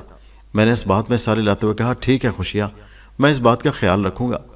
फिर मैंने उन दोनों को ताकीद की कि वो हमारी इस कार्रवाई का किसी से कोई जिक्र न करें। उसके बाद मैं हवलदार के साथ खुशिया के घर से निकल आया। हवलदार ने कहा, मलिक साहब, लगता है खोजी कुछ ज़्यादा दूर निकल गया, अभी तक उनकी वापसी नहीं हुई। मैंने थाने की जानिब कदम बढ़ाते हुए पुरख्याल अंदाज में कहा, यह एक अच्छी और खुश आइंद बात है। मैं महसूस कर रहा हूँ वो कोई अहम खबर लेकर थाने पहुँचेंगे। कांस्टेबल और खोजी वजीर अली को मैंने हिदायत की थी कि अगर उन्हें अपने काम में ज़्यादा देर लग जाए तो फिर खुशिया के घर जाने की ज़रूरत नहीं, बल्कि वो सीधे थाने ही आ जाएं। हवलदार ने मुझसे पूछा, मलिक साहब, खोजी की तखीर से खुश आइंद बात का क्या ताल्लुक है? मैंने हवलदार को मुखातिब करते हुए कहा, फरजंद अली, अगर अब तक वो वापस नहीं आए तो इसका यही मतलब है खोजी को डाकुओं का कोई सुराग मिल गया है। खुरा उसकी मदद कर रहा है और वो ये जानने के लिए बहुत दूर निकल गए हैं कि डाकू किस तरफ से आए थे। मुझे उम्मीद है वो कोई खुशखबरी लेकर ही वापस आएंगे। वो गहरी संजीदगी से बोला, अल्लाह आपकी ज़ुबान मुबारक करे मलिक साहब। एक मरतबा सुल्तान डाकू का सुराग मिल जाए तो फिर मैं उसे बताऊंगा कि हवलदार फरजंद अली किस मुसीबत का नाम है। मैंने भी उसकी सारी डाकूगिरी नाक के रास्ते बाहर न निकाल दी तो अपने बाप का नहीं। फरजंद अली के लहजे में बड़ी तपिश थी। मैंने उसके अदा किए हुए अल्फाज में खासी आंच महसूस की और ये सब उस वाक़े का नतीजा था जो आज सुबह थाने में पेश आया था। हवालात से सुल्तान डाकू को छुड़ा कर ले जाना फरजंद अली की बेइज्जती थी। उसे बेबस करके वो पाला मार गया था, जिसकी वजह से उसका दिलो दिमाग गम और गुस्से से भरा हुआ था। ये एक फितरी रद्द-ए-अमल था। मैंने फैसला किया कि सुल्तान डाकू की गिरफ्तारी के सिलसिले में मैं फरजंद अली को अपने साथ रखूंगा ताकि वह अपने जज्बात की तस्कीन कर सके। इस तरह उसका गुबार भी निकल जाता और मुझे भी एक जोशीला खतरात में कूद पड़ने वाला साथी मुयस्सर आ जाता। मुझे उम्मीद थी फरजंद अली अपनी हजीमत का बदला लेने के लिए जान को दांव पर लगा सकता था। मैंने उसका कंधा थपथपाते हुए कहा, तुम फिक्र ना करो फरजंद अली, इंशाल्लाह बहुत जल्द सुल्तान डाकू मेरे थाने की हवालात में होगा, यानी एक मरतबा फिर तुम्हारे हवाले। मैं उस लम्हे को जल्द अज जल्द देखना चाहता हूँ जब ऐसा हो जाएगा। वो भर्राई आवाज़ में बोला, मलिक साहब, आप सोच नहीं सकते मुझे अपनी नाकामयाबी पर कितनी शर्मिंदगी है। मैं सूद दर सूद सुल्तान से हिसाब करना चाहता हूँ। मेरी आपसे दरख्वास्त है, इस मिशन में आप मुझे अपने साथ रखें। मैं कुछ करके दिखाना चाहता हूँ। मैंने एक मरतबा फिर उसके शाने पर थपकी दी और कहा, तुम ज़रूर कोई कारनामा अंजाम दोगे, तुम फिक्र न करो, मैं तुम्हें कदम कदम पर अपने साथ रखूँगा। मैं सोच भी सकता हूँ और महसूस भी कर रहा हूँ इस वक्त तुम्हारे दिल पर क्या बीत रही है। मुझे तुम्हारे जज्बात का पूरी तरह एहसास है। फिर मैंने उसकी दिलजोई की खातिर कहा, वो ये तुम नाकामयाबी और शर्मिंदगी की क्या बात कर रहे हो? नाकामयाब तो तुम उस वक्त होते जब तुम्हें कोशिश करने का मौका मिलता। तुम्हें तो पहले ही मरहले पर बेबस कर दिया गया था। बहरहाल तुम्हारी नदामत ये भी जाहिर करती है कि तुम एक गैरतमंद और खुददार शख्स हो। मुझे तुम जैसे जवानों पर फख्र है फरजंद अली। अश्कशोई और दिलजोई से कतई नज़र फरजंद अली का रिकॉर्ड ऐसा शफाफ और काबिल फ़ख्र था कि मैं उसकी कारकर्दगी से मुतमईन था। एक वक्ती नाकामयाबी ने उसे हद दर्जा दिल बर्दाश्ता कर दिया था। अच्छी बात यह थी कि उसका वलवला जिंदा था और वो सुल्तान को दोबारा हवालात की सुलाहों के पीछे देखने के लिए बेचैन था। उसके जज्बात काबिले कदर थे। इस मौका पर मैंने उसका हौसला बढ़ाया और ठोस लहजे में कहा, तुम फिक्र न करो फरजंद अली, कामयाबी हमारी राह देख रही है। हम बहुत जल्द सुल्तान तक पहुंच जाएंगे। वो ज्यादा देर तक बच नहीं सकेगा। तुम देखोगे अनकरीब वो डाकू हमारे थाने की फिजा में सांस ले रहा होगा। वो पुरज़्म लहजे में बोला, इंशाल्लाह ऐसा ही होगा मलिक साहब। हम बातें करते हुए थाने की जानिब कदम बढ़ाते रहे। अचानक फरजंद अली ने मुझसे पूछा, मलिक साहब आपको ये बात कुछ अजीब सी नहीं लगी? मैंने बेसाख्ता पूछा, कौन सी बात? हवलदार का सवाल चूंकि सियाको सबाक से खाली था, इसलिए मेरा चौंक जाना लाजमी बात थी। उसने अपनी बात की वजाहत करते हुए कहा, मैं सोहनी की बात कर रहा हूँ जनाब। अगर डाकू वाकई उसे साथ ले गए थे तो फिर थाने वाले मार्के में वो कहाँ थी? मैंने आपके सवालात से अंदाज़ा लगा लिया है कि खुशिया के बयान का ये हिस्सा आपको भी हजम नहीं हुआ। मैंने पुरसोच अंदाज में कहा, हाँ फरजंद अली, ये मामला मुझे भी उलझा रहा है। खुशिया अगर झूठ नहीं बोल रहा तो सोहनी वाला किस्सा किसी मुहिम से कम नहीं। तुम इस सिलसिले में क्या कहते हो? मैंने बात के इख्तिताम पर गेंद उसी की कोर्ट में डाल दी तो वह गहरी सांस खारिज करते हुए बोला, खुशिया और बख्त भरी की बातों से तो लगता है वो किसी किस्म की गलत बयानी से काम नहीं ले रहे। उनके गम और हालत को देखकर यकीन आ जाता है कि डाकू सोहनी को अपने साथ ले गए थे। अब आज आकर एक ही बात समझ में आती है, और वो ये कि डाकुओं की तादाद 6 से ज्यादा थी, 7 या 8। वो एक लम्हे सांस लेने की खातिर रुका तो मुझे महसूस हुआ वो मेरे ही अंदाज में सोच रहा था। मैं भी सरे दस्त इसी नतीजे पर पहुंचा था कि डाकुओं का कोई 7वां या 8वां साथी भी था जो सोहनी के साथ रहा होगा। खुशिया के घर में वो दाखिल नहीं हुआ या हुए होंगे 2 साथियों की सूरत में, बल्कि निगरानी और हिफाजत के पेश नज़र वो बाहर ही रुक गए होंगे और थाने पर हल्ला बोलने से पहले ही वो सोहनी के साथी जंगल की तरफ निकल गए होंगे। ये सब इम्कानात थे जो होंगे पर मुश्तमिल थे। फिलहाल हतमी तौर पर कुछ नहीं कहा जा सकता था। हवलदार बात को आगे बढ़ाते हुए बोला, डाकुओं का जो साथी सामने नहीं आया या आए, मुमकिन है वो सोहनी के साथ पहले ही जंगल की तरफ निकल गए हों। बाकी डाकू अपने सरदार को छुड़ाने के बाद उस तरफ गए होंगे। मैंने गहरी संजीदगी से कहा, हाँ ये हो सकता है, लेकिन एक बात अभी तक वाज़ेह नहीं हो सकी कि डाकुओं ने खुशिया के घर में 2 घंटे तक कयाम क्यों किया। हवलदार ने ऐसी नज़र से मुझे देखा जैसे अभी भी उसके जहन में कोई ताज़ा तरीन ख्याल आया हो। फिर वो इंकशाफ अंगेज लहजे में गोया हुआ, मलिक साहब ये भी तो हो सकता है डाकुओं को अपने किसी साथी या साथियों का इंतज़ार हो, इसलिए उन्होंने खुशिया के घर को मौजू इंतज़ार का जानकर 2-2.5 घंटे वहाँ गुजार लिए। मैं जिस मुमकिना साथी या साथियों की बात कर रहा हूँ, हो सकता है कि सोहनी उन्हीं के साथ गई हो। अज़ां बाद जंगल में वो सब आपस में मिल गए हों। वो चंद लम्हे तक मुतवक्किफ रहने के बाद बोला, खुशिया ने 6 डाकुओं को देखा और थाने के अमले ने भी 6 हमलावर डाकुओं ही का दीदार किया, इसलिए भी जहन 7वें 8वें की तरफ नहीं जा रहा। अगर खुशिया की बेटी सोहनी वाकई डाकुओं के पास है तो फिर मुमकिन 7वें 8वें डाकू के बारे में अपनी सोच में गुंजाइश पैदा करना होगी। हवलदार का तज्जिया बहुत जानदार और हालात के ऐन मुताबिक था। मैंने उसकी तायीद की और कहा, हमें बहुत ज़्यादा होशियार रहने की ज़रूरत है।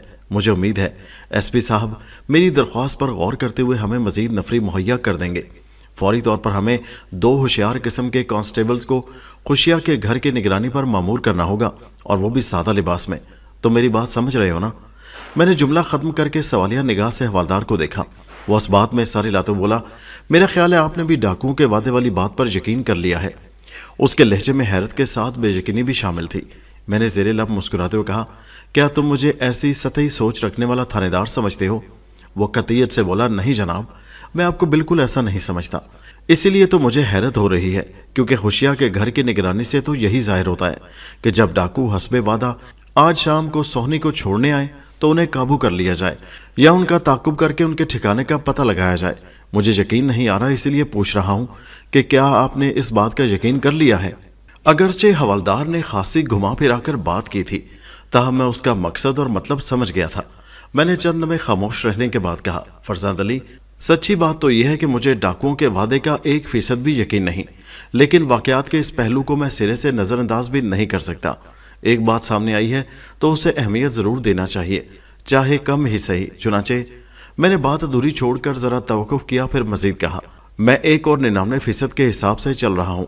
मेरे नज़दीक यानी मेरी तफ्तीश के नज़दीक 1% इम्कान इस बात का है कि डाकुओं का कोई साथी अपने वादे के मुताबिक सोहनी को पहुँचाने खुशिया के घर आएगा, और 99% मैं ये सोचकर 2 कांस्टेबल्स को खुशिया के घर की निगरानी पर मामूर कर रहा हूँ कि मुमकिन है इस दौरान में खुशिया या उसकी बीवी से कोई ऐसी हरकत सरजद हो जाए जो हमारे लिए बंद राहों को खोल दे।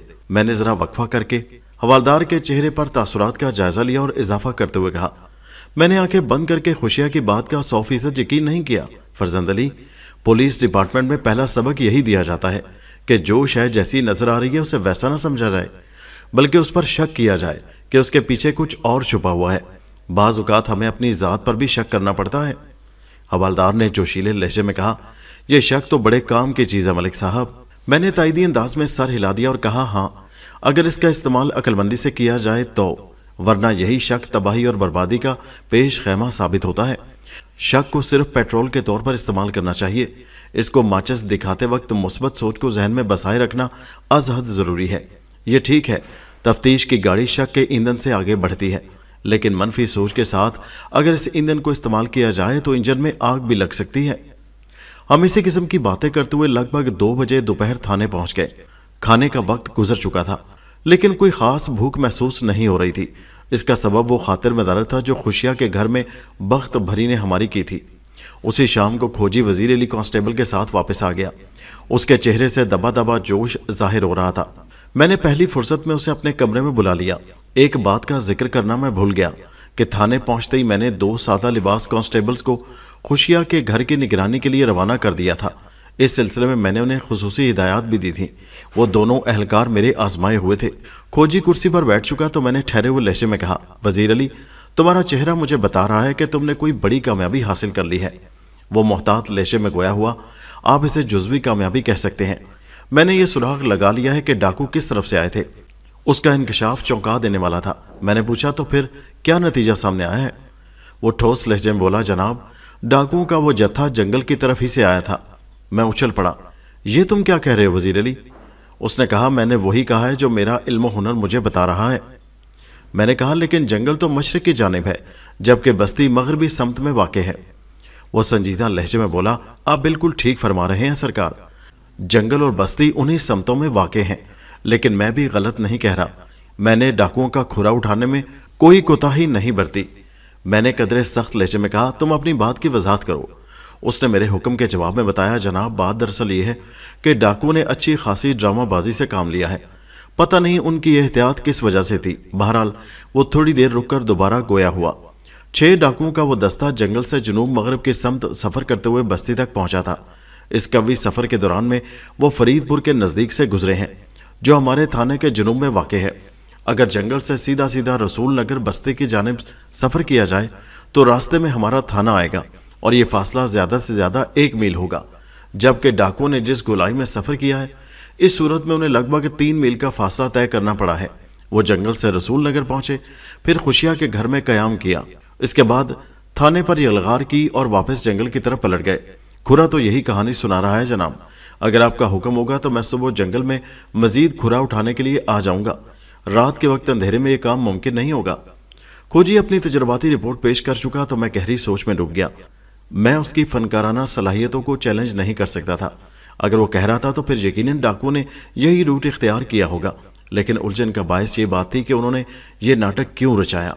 दोस्तों, कहानी के बीच में हम आपसे एक बार फिर ये गुजारिश करना चाहते हैं कि आपने अगर इस चैनल को सब्सक्राइब नहीं किया तो नीचे सुर्ख रंग के बटन को दबाकर चैनल को सब्सक्राइब कर लें, ताकि हमारी अगली वीडियोस का नोटिफिकेशन भी आपको मिल सके। उम्मीद है आप ये कहानी ज़रूर एंजॉय कर रहे हैं। अब आगे सुनिए। खोजी अपनी तजुर्बाती रिपोर्ट पेश कर चुका तो मैं गहरी सोच में डूब गया। मैं उसकी फनकाराना सलाहियतों को चैलेंज नहीं कर सकता था। अगर वो कह रहा था तो फिर यकीनन डाकू ने यही रूट इख्तियार किया होगा, लेकिन उलझन का बायस ये बात थी कि उन्होंने ये नाटक क्यों रचाया। ये काम वो सीधे सीधे जंगल से थाने पहुंचकर भी कर सकते थे। एक लंबा रास्ता तय करके वो खुशिया के घर क्यों पहुंचे? खुशिया के घर में उनका कयाम मेरे हलक से नहीं उतर रहा था, और जब भी इसका ख्याल आता मैं उलझन में मुब्तला हो जाता। मैं तो ये तवक्को कर रहा था कि डाकुओं का खुरा खेतों की जानिब जाएगा, जिसके बाद बड़ी नहर थी। खोजी की रिपोर्ट तो मेरे अंदाजे के बिलक्स सामने आई थी। मैंने सोने के ख्याल को जहन में रखते हुए खोजी वजीर अली से सवाल किया, तुम्हारा काम मुझसे ढका छुपा नहीं है, लेकिन फिर भी मैं अपनी तसल्ली के लिए तुमसे एक ऐसा सवाल कर रहा हूँ जो तुम्हारे हुनर के लिए चैलेंज की हैसियत रखता है। इस सवाल का जवाब बहुत सोच समझ कर देना। वो वज़ीर लब मुस्कुराया और गहरी संजीदगी से बोला, मुझे आपके किसी मुश्किल सवाल से बहुत खुशी होगी जनाब। اپنے فن اور ہنر کو جانچنے کے لیے ایسی مشکلات کا ہونا ضروری ہے، ورنہ صلاحیت کو زنگ لگ جاتا ہے۔ آپ پوچھیں کیا پوچھنا چاہتے ہیں، میں اپنی سمجھ بوجھ کے مطابق جواب دوں گا۔ میں نے اس کی آنکھوں میں دیکھتے ہوئے کہا، وزیر علی، تم نے تھانے سے جنگل تک، تھانے سے خوشیا کے گھر تک، اور پھر خوشیا کے گھر سے دوبارہ جنگل تک ڈاکوں کا کھرا نکالا ہے۔ یہ بہت مشکل اور محنت طلب کام ہے، اور مجھے یقین ہے تم نے بڑی جانفشانی سے یہ محنت کی ہے۔ میں ذرا دیر کے لیے رکا، پھر بات کو آگے بڑھاتے ہوئے کہا، تمہارا کہنا یہ ہے کہ وہ مسلح ڈاکو 6 گھوڑوں پر سوار تھے۔ ان کی تعداد کے بارے میں تم حتمی طور پر کچھ نہیں کہہ سکتے، البتہ خوشیا کے گھر میں تم نے 6 افراد یعنی 6 ڈاکوؤں کا کھرا پایا ہے۔ اس وقت میں تم سے یہ سوال کرنا چاہتا ہوں کہ آیا اس تلاش کے دوران میں کسی مرحلے پر تمہیں یہ احساس ہوا کہ گھوڑوں کی تعداد میں کمی بیشی واقع ہوئی ہے؟ وہ 6 نہ رہے ہوں، 7 یا 8 ہوں گے، یا پھر گھٹ کر 5 یا 4 رہ گئے ہوں؟ وہ چند لمحے گہری نظر سے مجھے تکتا رہا، پھر پر یقین لہجے میں بولا، نہیں جناب، گھوڑوں کی تعداد میں کوئی کمی بیشی نہیں ہوئی، وہ اول آخر 6 ہی رہے ہیں۔ میں یہ بات پورے وثوق اور دعوے سے کہہ سکتا ہوں۔ کھوجی کے اس دعوے نے مجھے بہت دور تک سوچنے کے لیے مجبور کر دیا۔ اس انکشاف کے بعد سوہنی والا معاملہ واقعی بہت ٹیڑھا ہوتا نظر آ رہا تھا۔ وہ کسی طرح اس کہانی میں فٹ نہیں ہو پا رہی تھی۔ میں نے اس حوالے سے وزیر علی سے سوال کیا، تم نے ان راستوں میں جگہ جگہ سے جو کھرا اٹھایا ہے اس میں سب مردوں کے قدموں ہی کے نشان تھے، یا کہیں عورت کا کھرا بھی دیکھنے میں آیا ہے؟ اس نے چونک کر مجھے دیکھا۔ آپ یہ بات کس بنا پر پوچھ رہے ہیں؟ کیا ان ڈاکوؤں میں کوئی عورت بھی تھی؟ میں نے کہا، تمہارے جواب کے بعد میں تمہیں اصل بات بتاؤں گا، اس سوال کو اپنے لیے ایک اور امتحان سمجھ لو۔ وہ فخر سے سینہ پھلا کر مجھے دیکھنے لگا۔ اس کی آنکھوں کی چمک اچانک بے حد بڑھ گئی تھی۔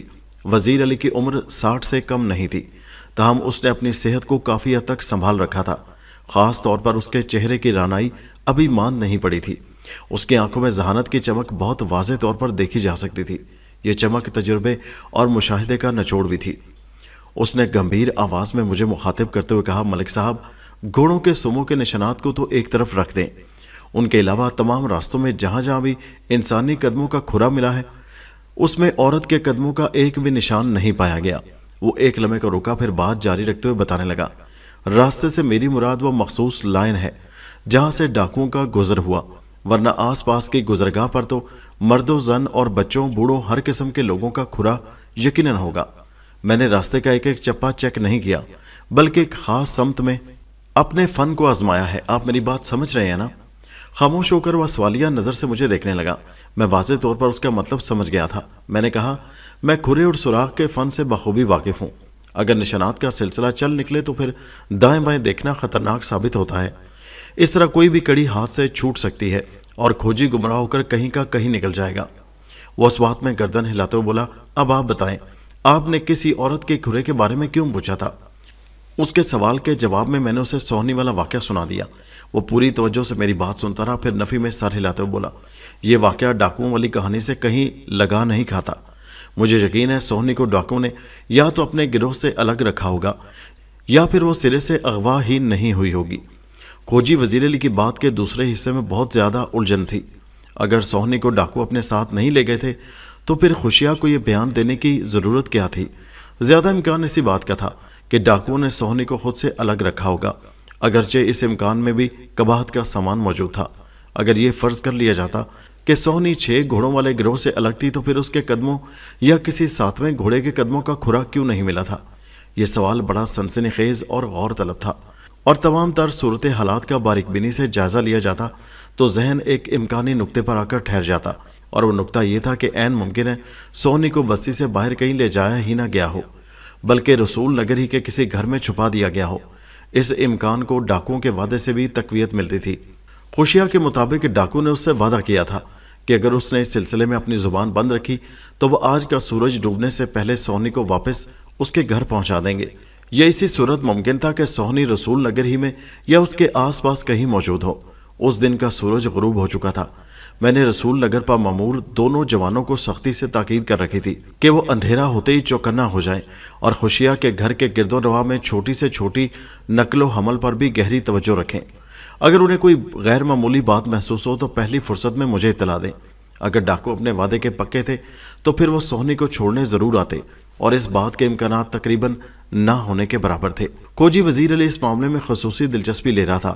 اور اس کے قائم کردہ اندازے میرے حساب کے بہت قریب ثابت ہو رہے تھے، لہٰذا اسے سوالہ جواب کا سلسلہ جاری رکھا اور کہا، تمہارا کیا خیال ہے وزیر علی؟ خوشیہ نے سونی کے حوالے سے غلط بیانی سے کام لیا ہوگا؟ وزیر علی نے سوچ میں ڈوبے ہوئے لہجے میں کہا، اس قسم کی غلط بیانی کی بظاہر تو کوئی ضرورت مجھے نظر نہیں آ رہی۔ اگر اس نے جھوٹ بولا ہے تو اپنے لیے ایک بہت بڑی مصیبت کو دعوت دی ہے۔ جوان بیٹی کا معاملہ بہت نازک ہوتا ہے جناب۔ میں نے تائیدی انداز میں سر ہلایا اور کہا، تم ٹھیک کہتے ہو وزیر علی، کہ پھر کیا ایسا ہو سکتا ہے کہ ڈاکو واقعی سونی کو اپنے ساتھ لے گئے ہوں، لیکن انہوں نے فی الحال اسے بستی سے باہر نہ نکالا ہو، وہ اس وقت بھی رسول نگر ہی کے کسی گھر میں موجود ہو؟ وہ کھڑے لہجے میں بولا، ہونے کو تو بہت کچھ ہو سکتا ہے جناب۔ ایک لمحے کو خاموش رہنے کے بعد اس نے مزید کہا، اگر ویسی ہی صورتحال ہے جو آپ بیان کر رہے ہیں تو پھر اس کا مطلب یہ ہوا کہ بستی میں ڈاکوؤں کا کوئی ساتھی موجود ہے جس کے پاس انہوں نے سونی کو ٹھہرایا ہوگا۔ میں نے کہا، میں تمہاری بات سے اتفاق کرتا ہوں۔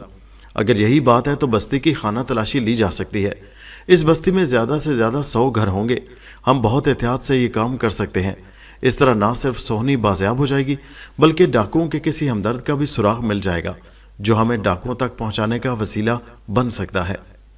کھوجی گمبھیر لہجے میں بولا، آپ کا کہنا ٹھیک ہے جناب، لیکن میں تھوڑا سا اختلاف کروں گا۔ 100 گھروں کی خانہ تلاشی کوئی معمولی کام نہیں۔ پولیس کی یہ کارروائی چاہے کتنی بھی احتیاط سے کی جائے، اسے بستی والوں سے پوشیدہ رکھنا ممکن نہیں۔ اس طرح ڈاکوؤں کا وہ متوقع ساتھی یا خیر خواہ ہوشیار ہو سکتا ہے اور ہماری بے خبری میں کوئی ایسی چال چل سکتا ہے کہ ہم سونی کا نشان کھو بیٹھے۔ میں کھوجی کے زاویے کو اچھی طرح سمجھ رہا تھا۔ میں نے کہا، تمہاری بات میں وزن ہے وزیر علی، اس کام کے لیے ہمیں مخبر سے کام لینا ہوگا۔ وہ چپ چاپ بستی میں کارروائی کرتا رہے، اس طرح وہ یہ معلوم کرنے میں کامیاب ہو جائے گا کہ اس بستی میں کون ایسا شخص ہو سکتا ہے جسے ڈاکو یا جرائم پیشہ افراد سے ہمدردی ہو۔ پھر اس شخص کے گھر کو چیک کیا جا سکتا ہے۔ ایک لمحے کو توقف کر کے میں نے مزید کہا، اس کے ساتھ ہی ہمیں بستی سے باہر جانے والے راستوں کی کڑی نگرانی بھی کروانا چاہیے تاکہ اگر سونی کو بستی سے کہیں اور منتقل کیا جائے تو فوراً پکڑ میں آ جائے۔ 2 مستعد جوان تو پہلے ہی خوشیہ کے گھر پر نگاہ رکھے ہوئے ہیں، میں 2-3 افراد کو مزید بڑھا دیتا ہوں۔ وہ تفہیمی انداز میں سر ہلاتے ہوئے بولا، آپ کی تجویز قابل عمل اور موزوں ترین ہے۔ مخبر اس سلسلے میں ہماری بھرپور مدد کر سکتا ہے۔ ویسے ایک بات ہے۔ وہ کچھ سوچنے والے انداز میں چند لمحے رکا، پھر سلسلہ کلام کو جاری رکھتے ہوئے بولا، مجھے نہیں لگتا کہ سونی اس بستی کے کسی گھر میں پائی جائے۔ میں نے اس خیال کی روشنی میں کہا، یعنی تم یہ کہنا چاہتے ہو کہ خوشیہ نے اپنی بیٹی کے سلسلے میں جھوٹ سے کام لیا ہے؟ اس نے تائیدی انداز میں مجھے دیکھا۔ میں نے مزید کہا، کیونکہ اگر سونی رسول نگر میں موجود نہیں تو پھر یا تو ڈاکو اسے اپنے ساتھ لے گئے ہیں یا پھر انہوں نے اس لڑکی کو ٹچ ہی نہیں کیا۔ تمہاری کھوج کے مطابق سونی ڈاکوؤں کے ساتھ کہیں نظر نہیں آتی۔ اس سے یہی ظاہر ہوتا ہے خوشیہ نے جان بوجھ کر غلط بیانی کی ہے، اور جب کوئی شخص جانتے بوجھتے ہوئے جھوٹ بولتا ہے تو وہ یا تو کسی جرم میں ملوث ہو چکا ہوتا ہے یا پھر کوئی جرم کرنے جا رہا ہوتا ہے۔ کھوجی نے کہا، آپ کے تجزیے کے مطابق خوشیہ کی ذات مشکوک کی دبیز چادر میں لپٹی نظر آتی ہے۔ سب سے پہلے اسی شخص کو چیک کرنا چاہیے۔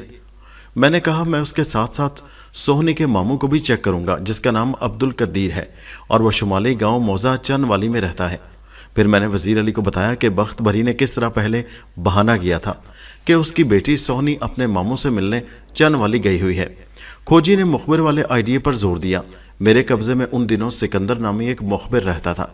سکندر کی عمر 35 کے قریب ہوگی۔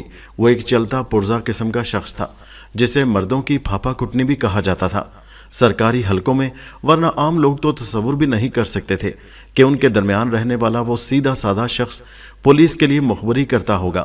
سکندر بلا کا نکال اور ایک بہترین اداکار بھی تھا۔ اس نے بعض اوقات ایسے کام بھی کر دکھائے تھے جو بظاہر ناممکن نظر آ رہے تھے۔ میں نے سکندر سے کام لینے کا فیصلہ کر لیا۔ جب میں نے کھوجی وزیر علی کو اپنے فیصلے سے آگاہ کیا تو اس نے میری تائید کر دی۔ وہ بھی سکندر اور اس کے کارناموں سے بخوبی آگاہ تھا۔ اس نے فیصلہ کن انداز میں کہا، ٹھیک ہے ملک صاحب، آپ سکندر کو بلا کر فوراً اس کام پر لگا دیں۔ وہ بستی کے ایک ایک گھر کو سونگھ لے گا۔ انشاءاللہ اس طرح بہتر نتائج سامنے آئیں گے اور ہو سکتا ہے کوئی ایسا سراغ بھی مل جائے کہ ہم جلد از جلد ڈاکوؤں کے سردار سلطان تک پہنچ جائیں۔ میں نے کہا، ڈاکوؤں نے سلطان کو میرے تھانے کے حوالات سے نکال کر مجھے ایک بہت بڑا چیلنج کیا ہے۔ میں اینٹ کا جواب پتھر سے دینے کا عادی ہوں۔ سلطان کے حواریوں نے مجھے جو چرکا لگایا ہے میں پہلی فرصت میں اس کا جواب دوں گا۔ انشاءاللہ تم دیکھو گے وزیر علی، وہ سورما سلطان عنقریب اسی تھانے کے حوالات میں تمہیں دوبارہ نظر آئے گا۔ کھوجی وزیر علی نے پوچھا، میرے لیے کیا حکم ہے ملک صاحب؟ मैं उसके पूछने का मतलब समझ गया और कहा, तुम कल सुबह 8 बजे तक थाने आ जाओ, फिर हम जंगल का रुख करेंगे। जहां तक डाकुओं का खुरा हमारी रहनुमाई करेगा वहां तक तो जाएं, बात की बाद में देखी जाएगी। वो मुझे सलाम करने के बाद थाने से रुखसत हो गया। खोजी के जाते ही मैंने एक काबिल एतमाद कांस्टेबल को अपने कमरे में बुलाया और उसे ज़रूरी हिदायत के बाद सिकंदर को बुलाने भेज दिया।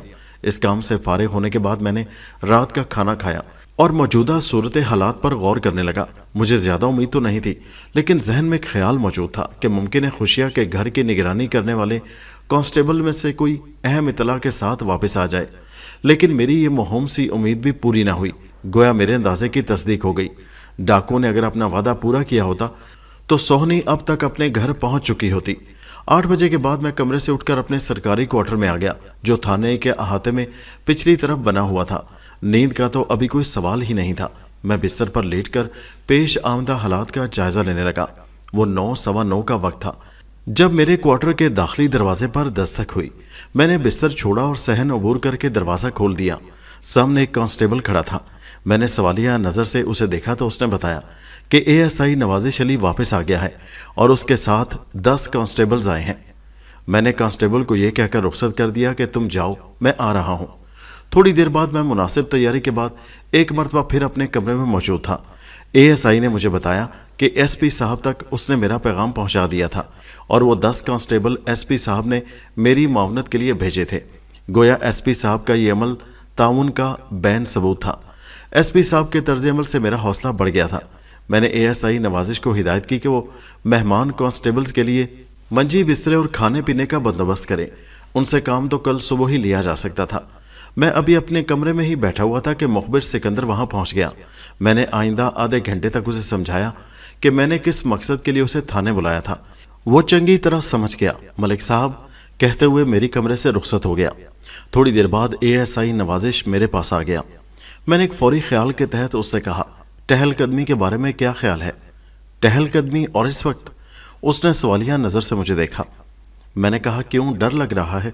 वो जल्दी से बोला, नहीं जनाब, डरने वाली क्या बात है। मैं तो अभी थोड़ी देर पहले एक लंबा सफ़र करके यहाँ पहुँचा हूँ।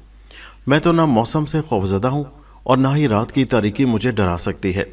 मैंने उठते हुए कहा, तो फिर ठीक है, हम घंटे भर के लिए थाने से बाहर जाएंगे।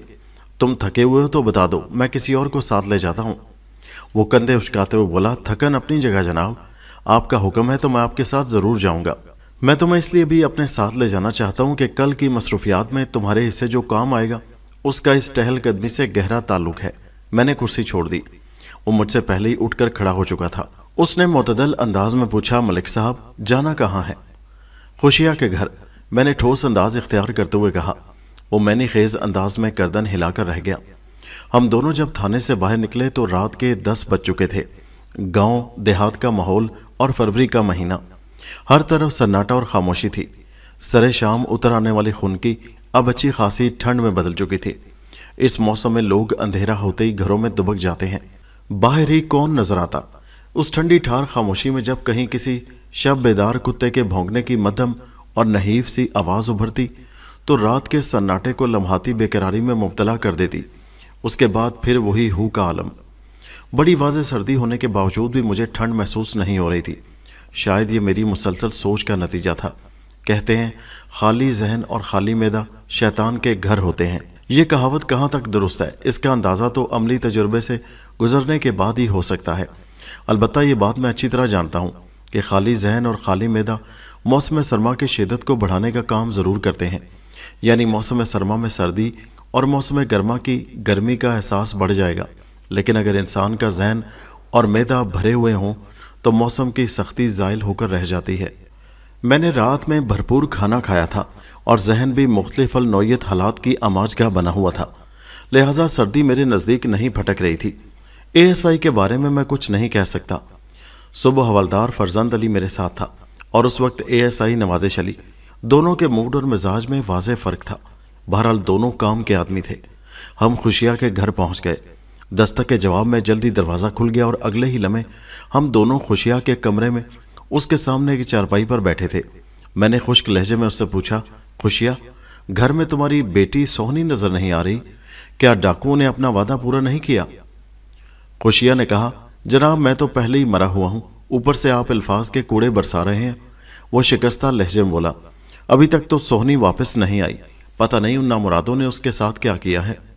مجھے اس کی بے بسی پر ترس تو آیا، لیکن میرا دل پوری طرح پسیج نہ سکا کیونکہ وہ بھی مشکوک افراد کی فہرست میں شامل تھا۔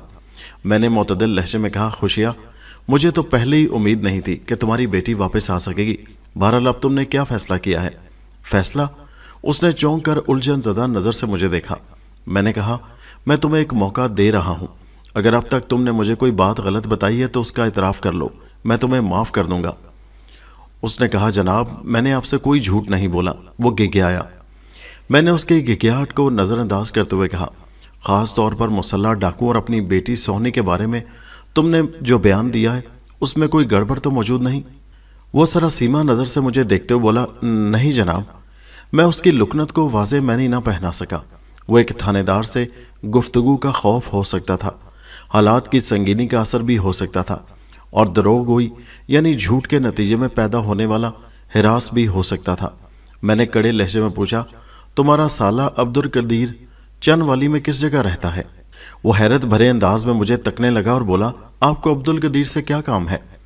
میں نے لہجے کی سختی کو برقرار رکھتے ہوئے کہا، تم سوال نہیں کرو، میں جو کچھ پوچھ رہا ہوں اس کا جواب دو۔ ایک لمحے کے توقف کے بعد میں نے اس کی آنکھوں میں دیکھتے ہوئے پوچھا، خوشیہ، تمہاری بیٹی سوہنی کا ماموں عبدالقدیر چن والی میں کہاں رہتا ہے اور وہ کام کیا کرتا ہے؟ بخت بھری بھی تھوڑی دیر پہلے وہاں آ کر بیٹھ گئی تھی۔ خوشیہ کے بولنے سے پہلے اس نے میری طرف دیکھتے ہوئے کہا، شاید آپ بھائی قدیر کے بارے میں اس لیے پوچھ رہے ہیں کہ آپ کو شک ہے کہیں ہم نے واقعی سوہنی کو چن والی تو نہیں بھیج دیا۔ بخت بھری نے میرے پوچھنے کا مطمئن نظر اس لیے بھی جان لیا تھا کہ اسی کی زبانی دن میں مجھے پتا چلا تھا سوہنی اپنے ماموں کے پاس چن والی گئی ہوئی ہے۔ ازاں بعد دونوں میاں بیوی نے اس کی تردید کی تھی اور سوہنی کو ڈاکوں کے ساتھ نتھی کر دیا تھا۔ میں نے بخت بھری کو گھورا اور سخت لہجے میں کہا، میں کیا پوچھ رہا ہوں اور کیوں پوچھ رہا ہوں اس فکر میں تمہیں مبتلا ہونے کی ضرورت نہیں، صرف میرے سوال کا جواب دو۔ خواہ مخواہ کے اندازے قائم کر کے میرا اور اپنا وقت برباد نہ کرو۔ ان دونوں نے جواب دینے سے پہلے میں نے خیز انداز میں ایک دوسرے کو دیکھا اور بیک زبان ہو کر بولے، ہم نے سوہنی اور ڈاکوں کے سلسلے میں آپ سے کوئی جھوٹ نہیں بولا۔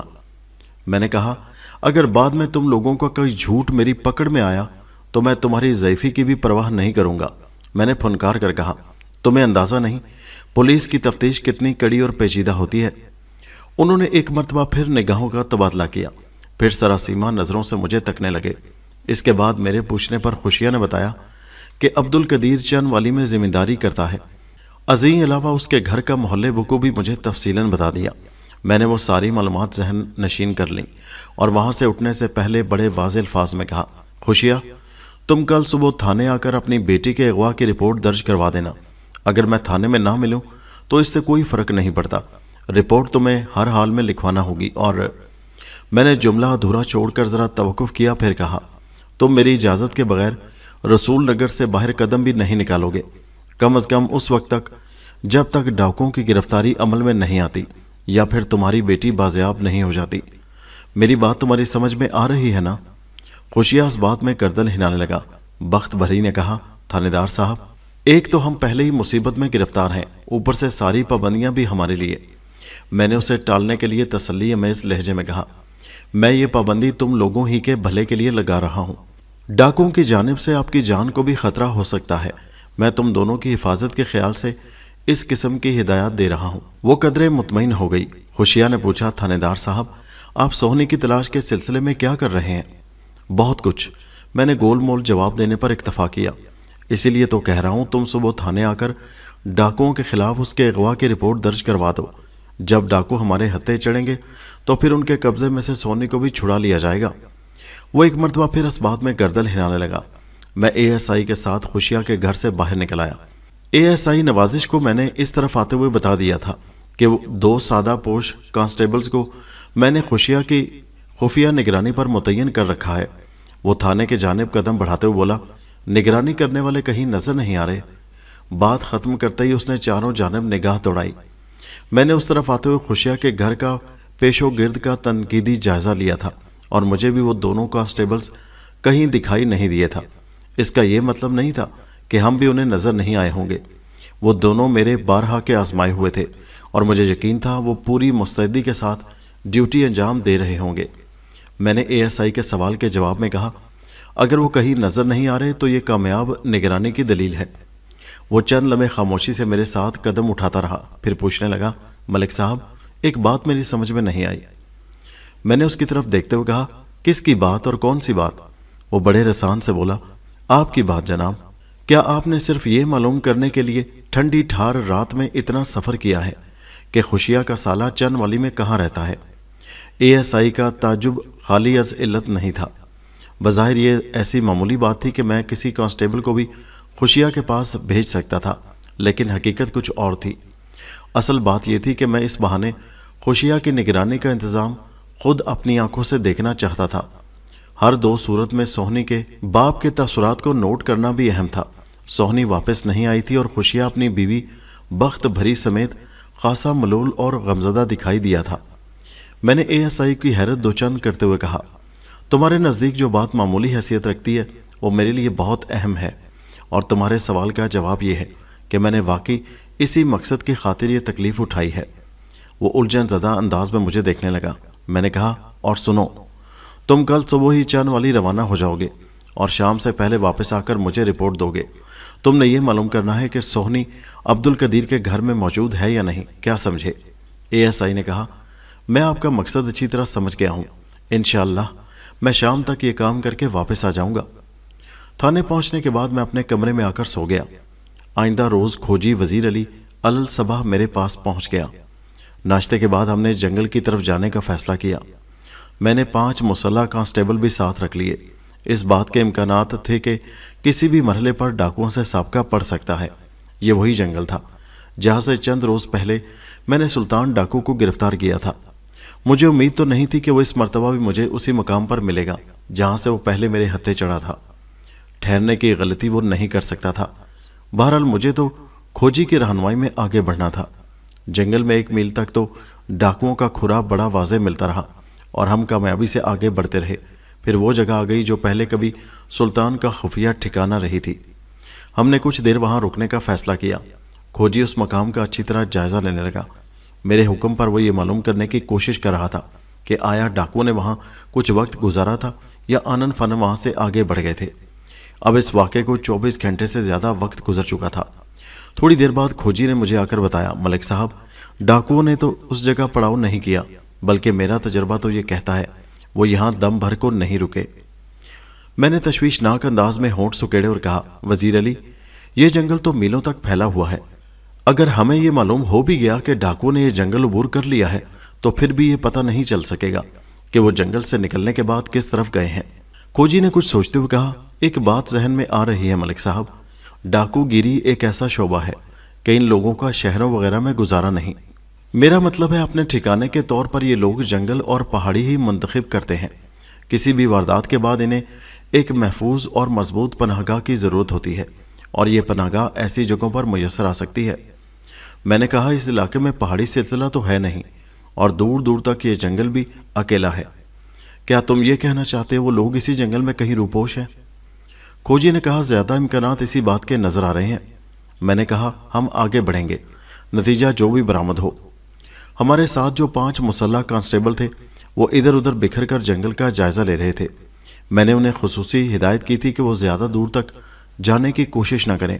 जंगल घना और पुरपेश था, अगर वो दूर निकल जाते तो बिछड़ने का इम्कान था। मैं खोजी से बातों में मसरूफ़ था कि एक कांस्टेबल दौड़ता हुआ हमारे नज़दीक आया। उसके चेहरे पर हिजानी तासुरात थे। वो भी दूर ही था कि खोजी ने कहा, लगता है उसने उधर कोई जिन वगैरह देख लिया है, ये खासा घबराया हुआ लग रहा है। घबराहट के हवाले से खोजी की बात बिल्कुल दुरुस्त थी। कांस्टेबल वाकई खौफो हिरास में नजर आता था। वो हमारे पास पहुंचा तो पूछा, क्या हो गया आरफी, तुम इस कदर खौफजदा क्यों हो? आरफी का असल नाम आरिफ महमूद था। वो जवान कांस्टेबल रसूल नगर ही का रहने वाला था। मेरे सवाल के जवाब में उसने बताया, जनाब, उस तरफ 2 आदमियों की लाशें पड़ी हैं। किस तरफ? बेख्तियार मेरे मुंह से निकला। आरफी की फराहम करदा इतला इतनी सनसनीखेज थी कि मैं फौरी तौर पर कुछ और न पूछ सका। उसने बताया, उस तरफ जनाब। इसके साथ ही उसने जंगल के किस्से की तरफ इशारा भी कर दिया। आरफी उसी समत से दौड़ता हुआ हमारी तरफ आया था। हम दोनों आरफी के साथ मुतज़किरा हिस्से की जानिब बढ़ गए और थोड़ी देर बाद हम उस मकाम पर थे जहाँ 2 लाशें पड़ी थीं। उनमें से एक औरत और दूसरा मर्द था। दोनों जवान थे। उन्हें गोलियां मारकर हलाक कर दिया गया था। औरत निहायत ही खूबसूरत और कम उम्र थी। मैं झुककर लाशों का मुआयना करने लगा। जल्द ही एक हैरत ने मुझे अपनी लपेट में ले लिया। उस खूबसूरत और दिलकश नकूश वाली लड़की के दोनों कान जुज़वी तौर पर कटे हुए थे। यही हाल उसके हाथों का भी था। दोनों हाथों की 3-4 उंगलियां कटी हुई थीं। मैंने सेकंड के 1000वें हिस्से में समझ लिया कि लड़की से जेवरात छीनते वक्त वो बहिमाना कार्रवाई की गई थी। छीनने वाला या वाले बहुत जल्दी में थे, इसलिए उन्होंने कानों और उंगलियों में मौजूद तलाई जेवर को उतरवाने की जहमत नहीं की और उन्हें काट डाला। अज़ां बाद उन दोनों बदनसीबों को बेदर्दी से मौत के घाट उतार दिया गया। इस दौरान में बाकी कांस्टेबल भी जाए वकुआ पर पहुंच गए। लाशों का बगौर जायजा लेने पर मुझे मालूम हो गया कि कम से कम 2 रोज कबल उनकी जिंदगी का चिराग गुल किया गया था। मैं उस कार्रवाई में मसरूफ था कि आरफी की सरसराती हुई आवाज़ मेरी समात तक पहुंची। वो लरजीदा लहजे में बोला, ये तो जाहिद और सोहनी हैं। इन अल्फाज ने मुझे एक झटका पहुंचाया। ख़ास तौर पर सोहनी के जिक्र से मैं चौंक उठा। मैंने आरफी से कहा, क्या तुम्हें यकीन है कि ये लाश सोहनी की है? इसके साथ ही मैंने खूबसूरत लड़की की लाश की जानिब इशारा भी कर दिया। वो कतईयत से बोला, जी मुझे 100% यकीन है। मैं रसूल नगर के बच्चे बच्चे से वाकिफ़ हूँ। ये वही सोहनी है जिसे डाकू अगवा करके ले गए थे, खुशिया की बेटी सोहनी। और ये जाहिद कौन है? इस मर्तबा मैंने जवान की लाश के जानिब उंगली उठाई। उसने बताया, ये भी रसूल नगर का ही रहने वाला है। मैं गहरी सोच में डूब गया। फिर शक ज़दा नज़र से आरिफ को देखते हुए कहा, जब तुम इन्हें अच्छी तरह जानते हो तो फिर तुमने इतला देते वक्त इनके नाम क्यों नहीं लिए? तुमने सिर्फ इतना कहा था, इस तरफ 2 आदमियों की लाशें पड़ी हैं। वो जनाब, कांस्टेबल ने गड़बड़ाए हुए लहजे में कहा, मैं लाशें देखकर घबरा गया था। मैं फ़ौरन आपको उस बारे में बताने के लिए दौड़ पड़ा। अगर मैं ज़रा तवज्जो से लाशों को देखता तो मुझे पता चल जाता। ये जाहिद और सोहनी है। आरफी का जवाब खाली अज इल्लत नहीं था। घबराहट और खौफजदगी में अमूमन ऐसा हो जाता है। मेरा जहन नहायत ही तेज़ रफ्तारी से सोहनी और खुशिया के बारे में सोच रहा था। खुशिया के मुताबिक गुज़श्ता रात डाकू उसकी बेटी सोहनी को अपने साथ ले गए थे, जबकि उन दोनों लाशों की हालत बताती थी कम से कम 2 दिन पहले उन्हें मौत के घाट उतारा गया था। खुशिया और बख्त भरी ने इतना भयानक झूठ क्यों बोला? ये सवाल बार बार मेरे जहन में उभरता और दीगर सैकड़ों सवालात को जन्म देकर सोच की नगरी में कहीं गुरूब हो जाता। मैंने फौरी फैसला कर लिया कि थाने पहुंचते ही मैं खुशिया और बख्त भरी की खबर लूँगा। मुझे ये मामला कुछ और ही लग रहा था। सोहनी और जाहिद का एक साथ पाया जाना कोई और ही कहानी सुना रहा था, उनके बीच किसी गहरे रब्त की कहानी। खोजी ने मेरे कान के नज़दीक एक सरगोशी की, मलिक साहब, दोनों लाशें बता रही हैं कि इनकी अमवात का वाक़या ताज़ा तरीन नहीं, इसलिए इन्हें डाकुओं के खाते में नहीं डाला जा सकता। इस तनाजुर में तो खुशिया का मौक़िफ़ बिल्कुल ही बातिल होकर रह जाता है। मैंने कहा, मैं भी इसी अंदाज में सोच रहा हूँ, लेकिन ये बात अभी वसूख से नहीं कही जा सकती कि इनके साथ जो कुछ भी हुआ है वो किसका कारनामा है। बहरहाल डाकुओं को सिरे से बरीउज़ ज़िम्मा भी नहीं समझा जा सकता। ये डाकू नहीं कोई और सही, ये वारदात तो किसी डाकू या राहज़न ही का काम है। खोजी इस बात में गर्दन हिलाने लगा। मैं कांस्टेबल आरफी से सवाल जवाब में मसरूफ़ हो गया। उसने मुझे बताया कि जाहिद नामी वो जवान रसूल नगर के एक गरीब घर से ताल्लुक़ रखता था और नज़दीकी शहर में कोई नौकरी वगैरह करता था। मैंने अपने शक की तस्दीक के लिए उससे पूछा कि आया वो जाहिद और सोहनी के दरमियान फैलने वाले किसी मामले से वाकिफ़ है। उसने अपनी लाइलमी का इजहार करते हुए कहा कि उसे ऐसे किसी मामले की खबर नहीं। दीगर चारों कांस्टेबल्स सोहनी और जाहिद को नहीं जानते थे। 2 अकड़ी लाशों की दरियाफ्त ऐसा मामला था कि उसे नज़रअंदाज करके आगे नहीं बढ़ा जा सकता था। मैंने खोजी वज़ीर अली से कहा, तुम 3 कांस्टेबल्स को साथ रखो और डाकुओं का खुरा उठाते जाओ। मैं लाशों को थाने पहुंचाने का बंदोबस्त करता हूं। वो मजबूत लहजे में बोला, आप खुरे की तरफ से बेफिक्र हो जाएं जनाब, मैं अपने काम को बहुत अच्छी तरह समझता हूँ। मैंने हर किस्म के हालात में काम किया है। बल्कि मैं तो ये कहूँगा, आप लोग मुझे अकेला छोड़ दें।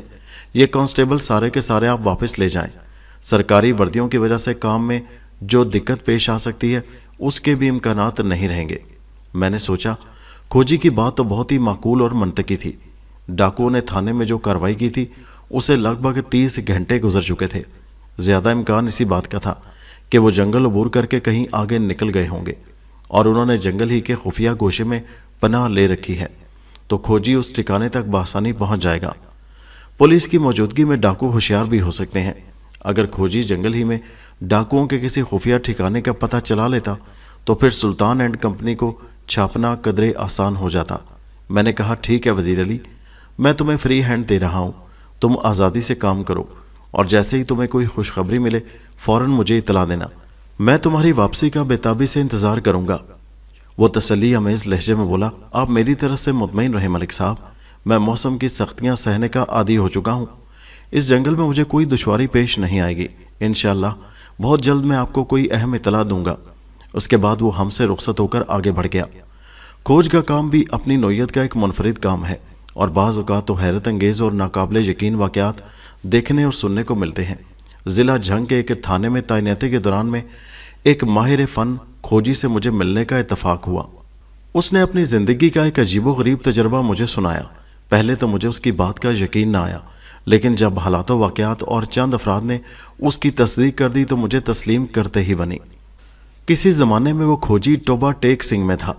एक लड़की की गुमशुदगी के सिलसिले में उसकी खिदमात हासिल की गईं। ये बात तय थी कि मज़कूरा लड़की किसी के साथ गई थी, किसके साथ ये भी मालूम था और अब उसी मालूम शख्स को ढूंढना था। लड़की खाते पीते और चौधरी घराने से ताल्लुक़ रखती थी, जबकि उसे अपने साथ भगाने वाला एक गरीब खेत मजदूर था। वो दोनों एक दूसरे को पसंद करते थे और इसी पसंद ने उन्हें ये इंतहाई कदम उठाने पर उकसाया था। बहरहाल लड़की वाले हर सूरत में उनका सुराग लगाना चाहते थे। चुनांचे चौधरी ने पुलिस पर दबाव डाला और नतीजे में खोजी से पूछा गया। खोजी ने एक हद तक उनका खुरा निकाला, फिर बेबस हो गया। किस्सा मुख्तसर, फरार होने वाले मिल न सके। इस वाक़े के 15 साल बाद जब खोजी सरगोदा में था तो एक इत्तफाक ने उसे उस शख्स तक पहुंचा दिया जिसने चौधरी की लड़की को भगाया था। सरगोदा के गांव में तवील छलांग यानी लॉन्ग जंप का मुकाबला हो रहा था। मज़कूरा खोजी मौका पर मौजूद था। मुकाबले का इनेकाद खेतों में किया गया था जहां से फसल काटी जा चुकी थी और हल चलाकर खेत की मिट्टी को हमवार और कदरे नरम कर दिया गया था। कबड्डी के मुकाबलों के लिए अमूमन इसी तरह ज़मीन को तैयार किया जाता है। लॉन्ग जंप के उस मुकाबले में उस गांव और दूर दराज के इलाकों से माहिरीन ने शिरकत की। खोजी कूदने वालों के कदमों का बगौर जायज़ा ले रहा था। ये उसकी पेशा वराना नफ्सियात का कारनामा था। इंसान ज़िंदगी के जिस भी शोबे से वाबस्ता हो वह शौरी और लाशौरी तौर पर उसी के बारे में सोचता रहता है। खोजी भी अपनी आदत से मजबूर था। फिर वो अचानक चौंक उठा। इस मर्तबा जिस अधेड़ उम्र शख्स ने छलांग लगाई थी उसके कदमों के निशानात को देखकर उसके जहन में एक झमाका सा हुआ और वह 15 साल पीछे माजी में पहुंच गया। खोजी के जहन में वो खुरा रोशन हो गया जिस शख्स ने चौधरी की लड़की को घर से भगाया था। इस सिलसिले में खोजी की नफ्सियात के अलावा उसकी उम्दा और मजबूत यादाश्त का भी गालिब दखल था। बहरहाल जब वो मुकाबला ख़त्म हुआ तो खोजी मज़कूरा शख्स को एक तरफ ले गया और उसे माजी का एक वाक़या याद दिलाने की कोशिश की। पहले तो वह हत्थे से उखड़ गया और आएँ बाएँ शाएँ करने लगा, लेकिन जब खोजी ने उसे अपने बारे में तफसीलन बताया और ये भी बावर कराया कि चौधरी अभी जिंदा है, जिसका मतलब है पुलिस अभी तक उसकी तलाश में है, तो वो शख्स मिन्नत समाजत पर उतर आया। उसने खोजी से दरख्वास्त की कि वो उस मामला को देखा अनदेखा और सुना अनसुना कर दे।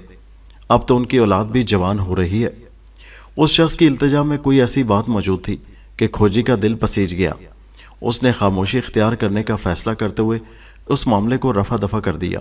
उन दोनों ने घर से भागकर बाकायदा शादी की थी और इस वक्त उनकी औलाद जवान हो रही थी। इस मौका पर उन्हें किसी आजमाइशी मरहले में डालना वाकई उनके साथ ज्यादती होती। उनका जुर्म इतना संगीन नहीं था जिसकी सज़ा औलाद को भुगतना पड़ती। मैं जाहिद और सोहनी की लाशों के साथ जब थाने पहुंचा तो दोपहर ढल रही थी। फौरी तौर पर मैंने अपने बंदों को जाहिद और सोहनी के लवाहिकीन की तरफ दौड़ाया। उन दोनों का ताल्लुक चूंकि एक ही बस्ती से था और कांस्टेबल आरफी भी वहीं का रहने वाला था, इसलिए मैंने उसे भी साथ भेज दिया। आधे घंटे बाद जाहिद की माँ रोती धोती थाने पहुंची। उसे बेटे के अंजाम की खबर हो गई थी। मैंने फ़ौरन उसे अपने कमरे में बुला लिया। बिल्किस बीबी की उम्र 45 के करीब थी। वो एक आम सी देहातन थी। उस वक्त बहुत गमज़दा नजर आ रही थी। थानेदार साहब, वो गुलगीर आवाज़ में बोली, मेरे बेटे को किस जालिम ने मारा है? मैं एक माँ के जज्बात को अच्छी तरह महसूस कर रहा था। वो माँ जिसका जवान बेटा दुनिया से उठ गया हो। मैंने कदरे नरम लहजे में कहा, बिल्किस बीवी, मुझे तुम्हारे बेटे जाहिद की मौत का बहुत दुख है। मैं उसे زندہ تو نہیں کر سکتا، لیکن اگر تم نے مجھ سے تعاون کیا تو میں اس کے قاتل یا قاتلوں تک ضرور پہنچ جاؤں گا۔ ایک لمحے کے توقف سے میں نے پوچھا، زاہد کا باپ کہاں ہے؟ تمہارے ساتھ وہ کیوں نہیں آیا؟ رب نواز اگر زندہ ہوتا تو وہی تھانے آتا۔ تھانے دار صاحب، بلقیس بی بی اپنے آنسو پوچھتے ہوئے بولی، 5 سال پہلے اس کا انتقال ہو گیا تھا۔ زاہد کے سوا اس وقت دنیا میں میرا اور کوئی بھی نہیں تھا، اور اب تو وہ بھی نہیں رہا۔ ہائے اللہ، یہ کیسا انصاف ہے! ایک بوڑھی سے اس کا آخری سہارا بھی چھین لیا۔ پھر وہ دوبارہ مجھ سے پوچھنے لگی، آپ ہی بتائیں کس نامراد نے میرے زاہد کی جان لی ہے؟ وہ تو بہت ہی اچھا لڑکا تھا، کبھی کسی سے اس کا جھگڑا فساد نہیں ہوا۔ یہ جان کر مجھے واقعی افسوس ہوا کہ زاہد اپنی بیوہ ماں کا واحد سہارا تھا۔ میں نے بلقیس بی بی کی حتی الامکان دلجوئی کی اور کہا، ابھی تک تو یہ نہیں معلوم ہو سکا کہ ان دونوں کو کس نے قتل کیا ہے، لیکن ایک بات پورے وثوق سے کہی جا سکتی ہے، اور وہ یہ کہ وہ دونوں خطرناک عزائم لے کر گھر سے نکلے ہوں گے۔ بلقیس نے حیرت سے مجھے دیکھا اور پوچھا، کون دونوں؟ آپ زاہد کے ساتھ اور کس کا ذکر کر رہے ہیں؟ میں سمجھ گیا سوہنی کے بارے میں اسے بھی کچھ معلوم نہیں ہوا تھا۔ میں نے کہا، میں خوشیہ کی بیٹی سوہنی کی بات کر رہا ہوں۔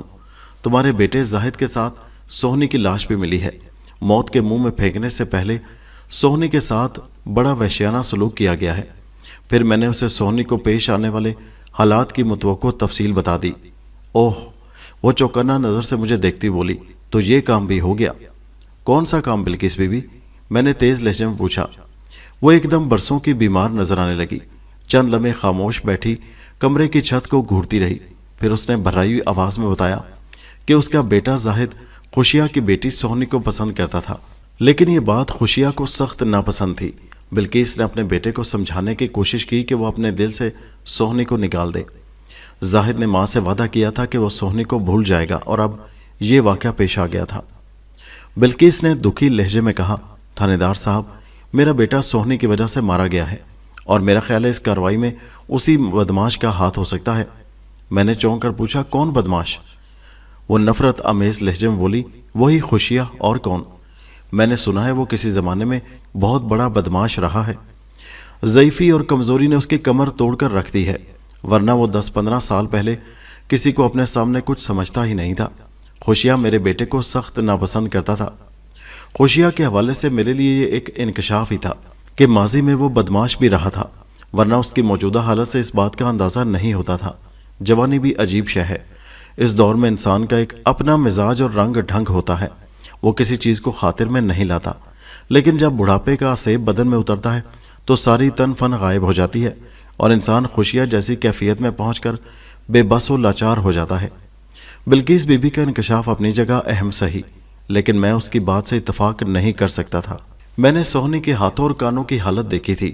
کوئی باپ گھر سے بھاگی ہوئی بیٹی کو اپنے ہاتھوں اتنے دردناک انجام سے دوچار نہیں کرتا۔ وہ یقیناً کسی رہزن یا ڈاکو لٹیرے کا کام تھا۔ زیورات حاصل کرنے کے لیے سوہنی کو بہیمانہ سلوک سے گزارا گیا ہوگا، اور مزاحمت کرنے پر ان دونوں کو موت کے گھاٹ اتار دیا گیا۔ یہ سب امکانی باتیں تھیں۔ اصل حقیقت تو صرف 2 پارٹیوں کو معلوم تھی، نمبر 1 زاہد اور سوہنی۔ وہ دونوں اب کسی بیان کے قابل نہیں رہے تھے۔ نمبر 2 قاتل۔ وہ شخص یا اشخاص میری پہنچ سے فی الحال دور تھے۔ میں نے اپنے سامنے بیٹھی بلقیس بی بی سے کہا، تمہارا خیال درست نہیں، خوشیہ ان دونوں کی موت کا ذمہ دار نہیں ہو سکتا۔ میں تمہیں ابھی ان کی لاشیں دکھاتا ہوں، یہ کارروائی کسی اور شخص کی ہے۔ وہ روحانسی آواز میں بولی، کون ہے وہ جس نے میرے بیٹے کی جان لے لی؟ میں تو اس کے کسی دشمن کو نہیں جانتی سوائے خوشیہ کے۔ آج آ کر اس کی تان خوشیہ پر ٹوٹتی تھی۔ میں نے اپنی آنکھوں سے اگر خوشیہ کو نہ دیکھا ہوتا تو بلقیس کی باتوں کا شاید مجھے یقین آ جاتا۔ 65 برس کا ایک نحیف و نزار بوڑھا اس قسم کی کارروائی نہیں کر سکتا، اور وہ بھی اپنی سگی اکلوتی بیٹی کے ساتھ 1 میل جنگل کے اندر جا کر۔ ویسے خوشیہ میرے نزدیک بالکل پاک صاف نہیں تھا۔ اس کی دروغ گوئی مجھ پر کھل چکی تھی۔ سوہنی اور زاہد کی لاشوں سے اندازہ ہوتا تھا کہ انہیں 2-3 دن پہلے قتل کیا گیا تھا، جبکہ خوشیہ نے مجھے بتایا تھا گزشتہ رات سوہنی کو ڈاکو زبردستی اپنے ساتھ لے گئے تھے۔ اس کا یہ کھلا جھوٹ بلا وجہ نہیں ہو سکتا تھا۔ خیر، تھوڑی دیر بعد وہ بھی تھانے پہنچنے والا تھا۔ اب میں اسے کسی روح رعایت کے موڈ میں نہیں تھا۔ اس مرتبہ اسے سچ بولنا ہی پڑتا۔ میں نے بلقیس سے کہا، میرے خیال میں ان دونوں کی موت میں کسی ڈاکو یا لٹیرے کا ہاتھ ہو سکتا ہے۔ پتہ نہیں وہ اس گھنے جنگل میں لینے کیا گئے تھے۔ بلقیس واویلا کرتے ہوئے ٹپ ٹپ آنسو بہانے لگی۔ میں نے چند لمحات کے بعد سوال کیا، بلقیس بیوی، میں نے سنا ہے کہ تمہارا بیٹا زاہد شہر میں کام کرتا ہے، کیا وہ ان دنوں بستی آیا ہوا تھا؟ بلقیس نے بتایا، ان دنوں نہیں بلکہ پچھلے دنوں وہ مجھ سے ملنے آیا تھا۔ وہ 15 دن میں ایک مرتبہ بستی کا چکر لگاتا ہے، ابھی 3 روز پہلے ہی تو واپس گیا تھا۔ 3 روز کے ذکر پر میرا ماتھا ٹھنکا۔ لاشیں بھی یہی کہانی سنا رہی تھیں کہ وہ 3 دن پرانی ہے۔ اس کا مطلب یہی تھا کہ اس مرتبہ بستی سے شہر کی طرف جاتے ہوئے زاہد سوہنی کو بھی اپنے ساتھ لے گیا تھا، لیکن ان دونوں کا جنگل کی طرف جانا سمجھ میں نہ آنے والی بات تھی۔ شہر جنگل سے بالکل مختلف سمت میں واقع تھا۔ میں نے بلقیس بی بی سے پوچھا، جب سے تمہارا بیٹا شہر گیا ہے، یعنی پچھلے 3 دن سے تم نے بستی میں سوہنی کو دیکھا ہے؟ وہ برا سا منہ بناتے ہوئے بولی، میں خوشیہ اور اس کے گھر والوں کی ٹوہ میں نہیں رہتی۔ میرے لیے یہی اطمینان کی بات تھی کہ زاہد میرے منع کرنے پر اپنی ضد سے باز آ گیا تھا۔ میں نے نیم طنزیہ لہجے میں کہا، لیکن ان دونوں کی لاشوں کا ایک ہی مقام سے دریافت ہونا یہ کہانی سنا رہا ہے کہ تمہارا بیٹا ضد سے باز نہیں آیا تھا۔ وہ بے پرواہی سے بولی، اللہ ہی بہتر جانتا ہے۔ زاہد اس بدبخت سوہنی کے ساتھ جنگل میں کیا کر رہا تھا؟ میں تو یہی سمجھی تھی کہ اس نے میری بات مان کر سوہنی کو دل سے نکال دیا ہوگا۔ وہ ذرا دیر کو رکی، پھر میرے سوال کا جواب دیتے ہوئے بولی، ویسے تھانے دار صاحب، میں نے پچھلے 3 دن سے سوہنی کو گاؤں میں نہیں دیکھا ہے۔ میں نے کہا، تم نے یہ جاننے کی کوشش بھی نہیں کی کہ وہ کہاں غائب ہے؟ وہ سادے سے لہجے میں بولی، میں اس کی ضرورت نہیں سمجھتی ہوں، جس پنڈ نہیں جانا اس کا راستہ کیا پوچھنا۔ میں نے پوچھا، شہر میں زاہد کیا کام کرتا تھا؟ اس نے بتایا کہ وہ کپڑے کی ایک فیکٹری میں تانا ماسٹر تھا۔ ٹیکسٹائل انڈسٹری میں تانا مشین کی بہت اہمیت ہے۔ مختلف قسم کے کپڑوں کی بنائی کے لیے دھاگے کو پہلے ایک خاص شکل میں لایا جاتا ہے۔ آہنی رولر پر لپٹے ہوئے اس دھاگے کو تانی کہا جاتا ہے، بعض لوگ اسے تانا بھی کہتے ہیں۔ تانا مشین چلانے والا شخص تانا ماسٹر کہلاتا ہے۔ کسی بھی قسم کی بنائی کے لیے تانے اور پیٹے کی بہت اہمیت ہے۔ میں اب تک ایک نتیجے پر پہنچ چکا تھا کہ سوہنی کو زاہد اپنے ساتھ جنگل کی طرف لے گیا تھا۔ یہ ان دونوں کے بیچ پائے جانے والے تعلق کا شاخسانہ تھا۔ جنگل میں وہ افسوسناک واقعہ ان کے ساتھ کس طرح پیش آیا، اس کے بارے میں فی الحال حتمی طور پر کچھ نہیں کہا جا سکتا تھا۔ قاتل میرے ہتھے چڑھ جاتا تو اس راز سے پردہ اٹھ سکتا تھا۔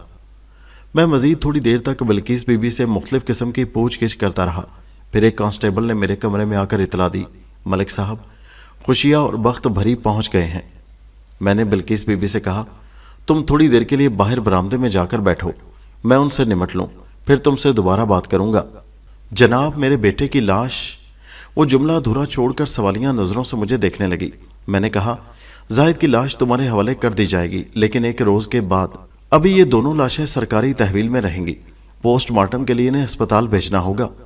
وہ آنکھوں میں آنسو بھر کر بولی، آپ زاہد کی لاش کا پوسٹ مارٹم بھی کروائیں گے؟ اس چیر پھاڑ کی کیا ضرورت ہے؟ مرنے والا تو مر گیا، وہ واپس تو نہیں آ سکتا۔ میں اس کے دکھ کو سمجھ رہا تھا، لیکن اپنے فرض سے مجبور تھا۔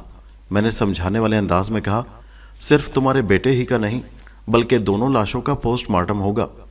ممکن ہے اس کے نتیجے میں قاتل اور اس دوہرے قتل پر کچھ روشنی پڑ سکے۔ قانون کے تقاضے پورے کرنے ہی میں بھلائی ہے۔ وہ خاموشی سے اٹھی، جگر پاش نظروں سے مجھے دیکھا اور کمرے سے نکل گئی۔ میں نے کانسٹیبل کو بلقیس پر نظر رکھنے کی ہدایت کی اور خوشیہ اینڈ کمپنی کو اپنے کمرے میں بلا لیا۔ وہ دونوں تھکے ماندے میرے سامنے آ کر کھڑے ہو گئے۔ میں چند لمحے غضبناک نظر سے انہیں تکتا رہا، پھر ان کی ضعیفی کا خیال کرتے ہوئے میں نے انہیں کرسیوں پر بیٹھنے کی پیشکش کر دی۔ خوشیہ خاصا نڈھال اور ٹوٹ پھوٹ کا شکار دکھائی دیتا تھا۔ بخار اور عمر کی کمزوری تو چل ہی رہی تھی۔ بیٹی کی موت کی خبر نے اسے مزید ابتر کر دیا تھا۔ میں نے بڑے سخت اور واشگاف الفاظ میں ان دونوں کو صورتحال سے آگاہ کیا اور خوشیہ کی طرف دیکھتے ہوئے کڑے لہجے میں پوچھا، اب تم کون سا نیا جھوٹ بولنے کی تیاری کر رہے ہو؟ اس نے جواب دینے کے بجائے مشورہ طلب نگاہ سے اپنی بیوی کو دیکھا۔ وہ حیران پریشان نظر سے مجھے تکنے لگی۔ میں نے ڈانٹ آمیز انداز میں کہا، دیکھو خوشیہ، میں نے تمہاری جھوٹ کو بے نقاب کر دیا ہے۔ تم نے کل مجھے بتایا تھا کہ تمہاری بیٹی سوہنی کو ڈاکو اپنے ساتھ لے گئے تھے، لیکن اب سوہنی کی لاش کی دریافت سے ایک نئی کہانی سامنے آئی ہے، جس سے ثابت ہوتا ہے سوہنی کم از کم 3 روز پہلے گھر سے گئی تھی۔ مزید تصدیق پوسٹ مارٹم کی رپورٹ سے ہو جائے گی۔ تمہارے سامنے کوئی جائے فرار نہیں رہی، اب سچ بولنے کے سوا کوئی چارہ نہیں۔ کیا تم اب بھی غلط بیانی سے کام لیتے ہوئے ڈھٹائی سے اپنے بیان پر ڈٹے رہو گے؟ میرے انداز اور سخت الفاظ نے ان دونوں پر گہرا اثر کیا۔ خوشیہ چند لمحے خاموش رہنے کے بعد شکست خوردہ لہجے میں بولا، جناب تھانے دار صاحب، سچی بات تو یہ ہے کہ سوہنی 3 دن پہلے گھر سے غائب ہوئی تھی۔ میں نے واقعی آپ سے جھوٹ بولا تھا، سوچا تھا ڈاکوؤں والی کہانی میں سوہنی کو فٹ کر دوں تو بات بن جائے گی۔ میں نے کڑک کر کہا، کیوں؟ تم کون سی بگڑی بات بنانا چاہتے تھے؟ سوہنی کو ڈاکوؤں سے نتھی کرنے میں تمہارا کیا فائدہ تھا؟ تمہیں تو چاہیے تھا اسے تلاش کرتے اور پہلی فرصت میں تھانے آ کر اس کی گمشدگی کی رپورٹ درج کرواتے۔ تم نے ایسا کیوں نہیں کیا؟ کیوں؟ خوشیہ کے بجائے بخت بھری نے جواب دیا، سوہنی کی گمشدگی نے تو ہماری مت ہی مار دی تھی۔ بدنامی کا خوف الگ تھا۔ ہم نے اپنے طور پر فیصلہ کیا کہ جب تک وہ واپس نہیں آ جاتی، ہم پوچھنے والوں سے یہی کہیں گے کہ وہ اپنے ماموں کے پاس چن والی گئی ہوئی ہے۔ میں نے کل آپ سے یہی کہا تھا۔ بعد میں خوشیہ نے بیان بدلا تو مجھے بھی مجبوراً اس کی تائید کرنا پڑی، ورنہ سچی بات تو یہ ہے کہ سوہنی 3 دن پہلے ہی گھر سے غائب ہو گئی تھی۔ خوشیہ نے کہا، اب ایک نئی بات سامنے آ رہی ہے کہ وہ زاہد کے ساتھ۔ وہ جملہ ادھورا چھوڑ کر متوحش نظر سے مجھے تکنے لگا۔ میں نے غصیلے لہجے میں کہا، خوشیہ، جو بات سامنے آ رہی ہے وہ ایک کھلی حقیقت ہے، تمہیں اسے تسلیم کرنا ہوگا۔ اور میں نے یہ بھی سنا ہے۔ میں نے دانستہ تھوڑا وقفہ کیا، پھر اس کی آنکھوں میں دیکھتے ہوئے اضافہ کیا، تم گئے وقتوں میں بڑے اونچے درجے کے بدماش بھی رہے ہو۔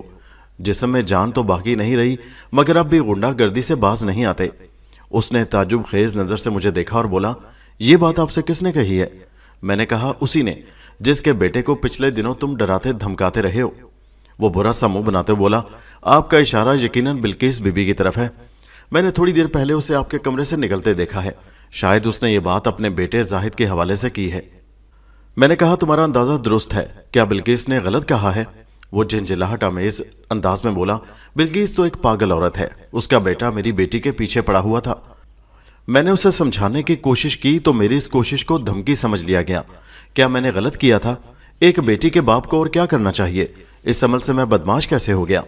اس کے لہجے میں خفگی جھلکنے لگی۔ میں نے کہا، خوشیہ، سوہنی اور زاہد کی لاشیں جس طرح ایک مقام سے ملی ہیں، اس سے تو یہی ظاہر ہوتا ہے کہ ان دونوں میں کوئی سنجیدہ معاملہ چل رہا تھا۔ تم اس سلسلے میں صرف زاہد ہی کو قصوروار نہیں ٹھہرا سکتے، تمہاری بیٹی بھی پوری طرح اس کے ساتھ ملوث تھی۔ اگر یہ بات نہ ہوتی تو وہ اس کے ساتھ جاتی ہی کیوں، اور وہ بھی ایک گھنے جنگل میں؟ بخت بھری نے کہا، میری بیٹی ناسمجھ اور بھولی تھی، اس شیطان نے سوہنی کو ورغلایا ہوگا، ورنہ وہ اس حد تک نہیں جا سکتی تھی۔ شیطان سے اس کی مراد زاہد تھی۔ میں نے اسے گھور کر دیکھا اور کہا، بخت بھری، تم فضول بات کر رہی ہو۔ اس معاملے میں کوئی ناسمجھ اور اندھا نہیں ہوتا کہ جو انگلی پکڑ کر جدھر لے جائے وہ چلتا چلا جائے۔ اس قسم کے واقعات میں دونوں فریق برابر کے حصے دار ہوتے ہیں، بلکہ یوں کہنا چاہیے دونوں ایک جیسے قصوروار ہوتے ہیں۔ وہ دونوں شکست خوردہ انداز میں مجھے دیکھنے لگے۔ والدین کی بھی ایک مخصوص نفسیات ہوتی ہے، وہ اپنی اولاد کو عموماً بے قصور ہی سمجھتے ہیں اور سارا الزام دوسرے پر ڈالنے کی کوشش کرتے ہیں۔ بہت کم والدین ایسے ہوتے ہیں جو اس قسم کے معاملات میں غیر جانبداری اور انصاف کے تقاضوں کا خیال رکھتے ہیں۔ میں نے ان دونوں کو باری باری دیکھتے ہوئے کہا، میری بات غور سے سنو، تمہاری بیٹی کی موت کا مجھے بھی بے حد دکھ ہے اور تمہارے غم میں بھی برابر کا شریک ہوں، اس لیے تمہاری اب تک کی دروغ گوئی یعنی جھوٹ کو معاف کرتا ہوں۔ اتنا کہہ کر میں نے ان کے چہروں پر ابھرنے والے تاثرات کا جائزہ لیا۔ بخت بھری کے چہرے پر کوئی تغیر نہ آیا، البتہ خوشیہ کی آنکھوں میں خوشی کی پرچھائیاں دکھائی دیں۔ یہ ایک خلاف معمول بات تھی۔ میں نے بات کو آگے بڑھاتے ہوئے دھمکی آمیز لہجے میں کہا، اگر ابھی تک تم لوگوں کا کوئی جھوٹ مجھ سے چھپا ہوا ہے تو پہلی فرصت میں بتا دو، ورنہ بعد میں کسی رعایت سے کام نہیں لوں گا۔ اس بڑھاپے میں اپنی ہڈیوں کا سرما بنوانے کی کوشش نہ کرو۔ بخت بھری نے منت آمیز انداز میں کہا، بس جناب، اس کے سوا ہم نے کوئی غلط بیانی نہیں کی۔ میں نے خوشیہ کی طرف سوالیہ نظر سے دیکھا۔ اس نے اپنی بیوی کی تائید کرتے ہوئے کہا، بخت بھری بالکل ٹھیک کہہ رہی ہے۔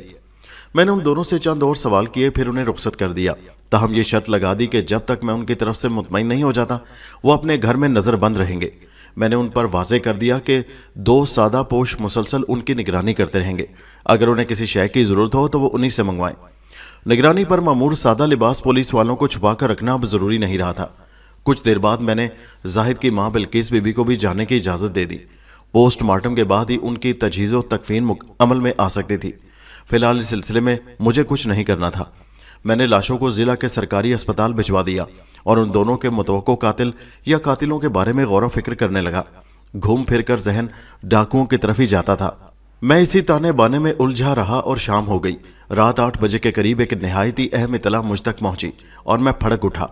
उस सनसनी खेज इत्तला ने केस का पासा पलट दिया। वो खबर मेरे मुखबिर सिकंदर ने थाने आकर मुझ तक पहुंचाई थी। सिकंदर को मैंने खुशिया के बारे में छानबीन का फरीजा सौंपा था। मैंने फौरन सिकंदर को अपने कमरे में बुला लिया। उसने इंकशाफ अंगेज लहजे में बताया, मलिक साहब, मेरी तहकीक के मुताबिक खुशिया जवानी और अधेड़ उम्री तक जराइम पेशा अफराद से मुंसलिक रहा है। सुना है जवानी में डाकुओं से इसके खासे गहरे मरासिम रहे हैं। ये एक ऐसा इंकशाफ था जिसने मुझे हिलाकर रख दिया। मुझे बिल्किस की कही हुई ये बात याद आई कि खुशिया किसी जमाने में बदमाश रहा था। फिर आपो आप मेरा ध्यान डाकुओं के उस जत्थे की तरफ चला गया जिसने थाने पर हमलावर होकर अपने सरदार को हवालात से निकाल लिया था। उसी लम्हे मेरे जहन में एक खौफनाक ख्याल चमका, कहीं खुशिया हमलावर डाकुओं से मिला हुआ तो नहीं। मैंने पहली फुर्सत में खुशिया को अपने सामने तलब कर लिया। आधे घंटे बाद वो एक मरतबा फिर मेरे कमरे में मौजूद था। मैं मुखबिर की तहकीक को नजरअंदाज नहीं कर सकता था। इस मरतबा मैंने खुशिया से खासा सख्त रवैया अपनाया और खालिस थानेदाराना लहजे में कहा, मैंने तुम्हें बताया था ना, इस उम्र में तुम मेरे हाथों अपनी गत न बनवाना, लेकिन लगता है तुम्हें अपनी जिंदगी और इज्जत की कोई परवाह नहीं। मैंने ऐसा क्या किया है थानेदार साहब? वो पहली मरतबा मुझे खौफ में मुब्तला नजर आया। मैंने निहायत ही मुख्तसर अल्फाज में उसे बताया कि उसने क्या किया है। पहले तो वो इनकार में गर्दन हिलाता रहा, लेकिन जब मैंने उसकी ज़ईफ़ी को पसे पुश्त डालकर दो चार करारे हाथ जमाए तो वह राह रास्त पर आ गया। जब बचत की कोई उम्मीद और फरार का कोई रास्ता दिखाई न दिया तो वो जुबान खोलने पर मजबूर हो गया। रसूल नगर में रहते हुए वो सुल्तान के गिरोह को अहम मालूमात फराहम करता रहा था। किसी ज़माने में वो भी डाकुओं के गिरोह से वाबस्ता रहा था, लेकिन अब इस किस्म की जवानों वाली सरगर्मियां उसने तर्क कर दी थी और सीधी सादी जिंदगी गुजार रहा था। सुल्तान ने उससे भरपूर फायदा उठाया और वकूआ के रोज रात में डाकुओं के गिरोह ने उसके घर में अच्छा खासा वक्त गुजारा था। बख्त भरी अपने शौहर की पिछली जिंदगी से बड़ी हद तक वाकिफ थी, लेकिन उसके ताज़ा तरीन कारनामे की उसे खबर नहीं थी। खुशिया ने इस सारे मामले में जो किरदार अदा किया वो बहुत ही घिनौना और काबिल मुजम्मत था, लेकिन सोहनी की अलमनाक मौत और उसकी ज़ईफ़ी का ख्याल मुझे नरमी पर मजबूर करने लगा। मैंने 2 और 2 4 की तरह उससे बात की कि वो अगर मुझे सुल्तान के खुफिया ठिकाने के बारे में बता दे तो मैं उसके साथ मुमकिन हद तक रियायत बरतूंगा। मेरी बात उसकी समझ में आ गई। वैसे भी उसने ये अच्छी तरह महसूस कर लिया था कि मैं उसे छोड़ने वाला नहीं। वो इस उम्र में अपनी मिट्टी पलीद नहीं करवाना चाहता था। लिहाजा उसने मुझे सुल्तान के 3 ठिकानों के बारे में तफसीलन बता दिया। उनमें से एक ठिकाना लायलपुर यानी मौजूदा फैसलाबाद में और 2 शेखुपुरा में थे। मैंने ये हालात एसपी साहब को बताए और उनकी इजाज़त से छापा मार टीमें तश्कील देकर सुल्तान को पकड़ने की कार्रवाई का आगाज़ कर दिया। बिल आखिर 6 रोज़ बाद वो शेखुपुरा वाले एक खुफिया ठिकाने से मेरी गिरफ्त में आ गया। इस मार्के की तफसील इतनी दिलचस्प और तुलानी है कि एक अलग कहानी का तकाजा करती है। इंशाल्लाह फिर कभी मैं ये अनोखी दास्तान आपको नज़र करूँगा। चलते चलते ये भी बताता चलूँ कि आइंदा चंद रोज़ में मैंने जाहिद और सोहनी के कत्ल का उकदा भी हल कर लिया। वो कत्ल और राजनी की एक वारदात थी। पता नहीं उन बदबख्तों को क्या सूझी जो उन्होंने जंगल का रुख किया। बहरहाल उनका अंजाम बड़ा हसरतनाक हुआ था। सुल्तान दोबारा मेरे कब्जे में आया तो मेरे दिल को करार आ गया। मैंने उसके और उसके साथियों के खिलाफ इतना मजबूत केस बनाया कि वो उम्र भर जेल से बाहर नहीं आ सकते थे। हस्बे वादा मैंने खुशिया के साथ खासी नरमी बरती। वो एक तरह से वादा माफ गवाह की हैसियत इख्तियार कर चुका था। मैं उसके तामुन ही से डाकुओं के गिरोह का कला कमा करने में कामयाब हुआ था। वैसे भी सोहनी की दर्दनाक मौत की सूरत में उस बुढ़ा बूढ़ी को जो रूहानी सजा मिल चुकी थी, अब इस उम्र में उन्हें और किस अजाब में मुब्तला करता। हमारे ज़माने में पुलिस से ताउन करने वाले हमेशा फ़ायदे में रहते थे। मैंने सुना है आजकल लोग अक्सर पुलिस डिपार्टमेंट से शाकी रहते हैं। पता नहीं इसमें डिपार्टमेंट का कसूर है या आवाम ही की सोच ऐसा मनफी रुख इख्तियार कर चुकी है। वैसे मसल मशहूर है कि ताली हमेशा 2 हाथों से बजती है। अल्लाह हम सबको सूझबूझ की तौफीक अता फरमाए। आमीन।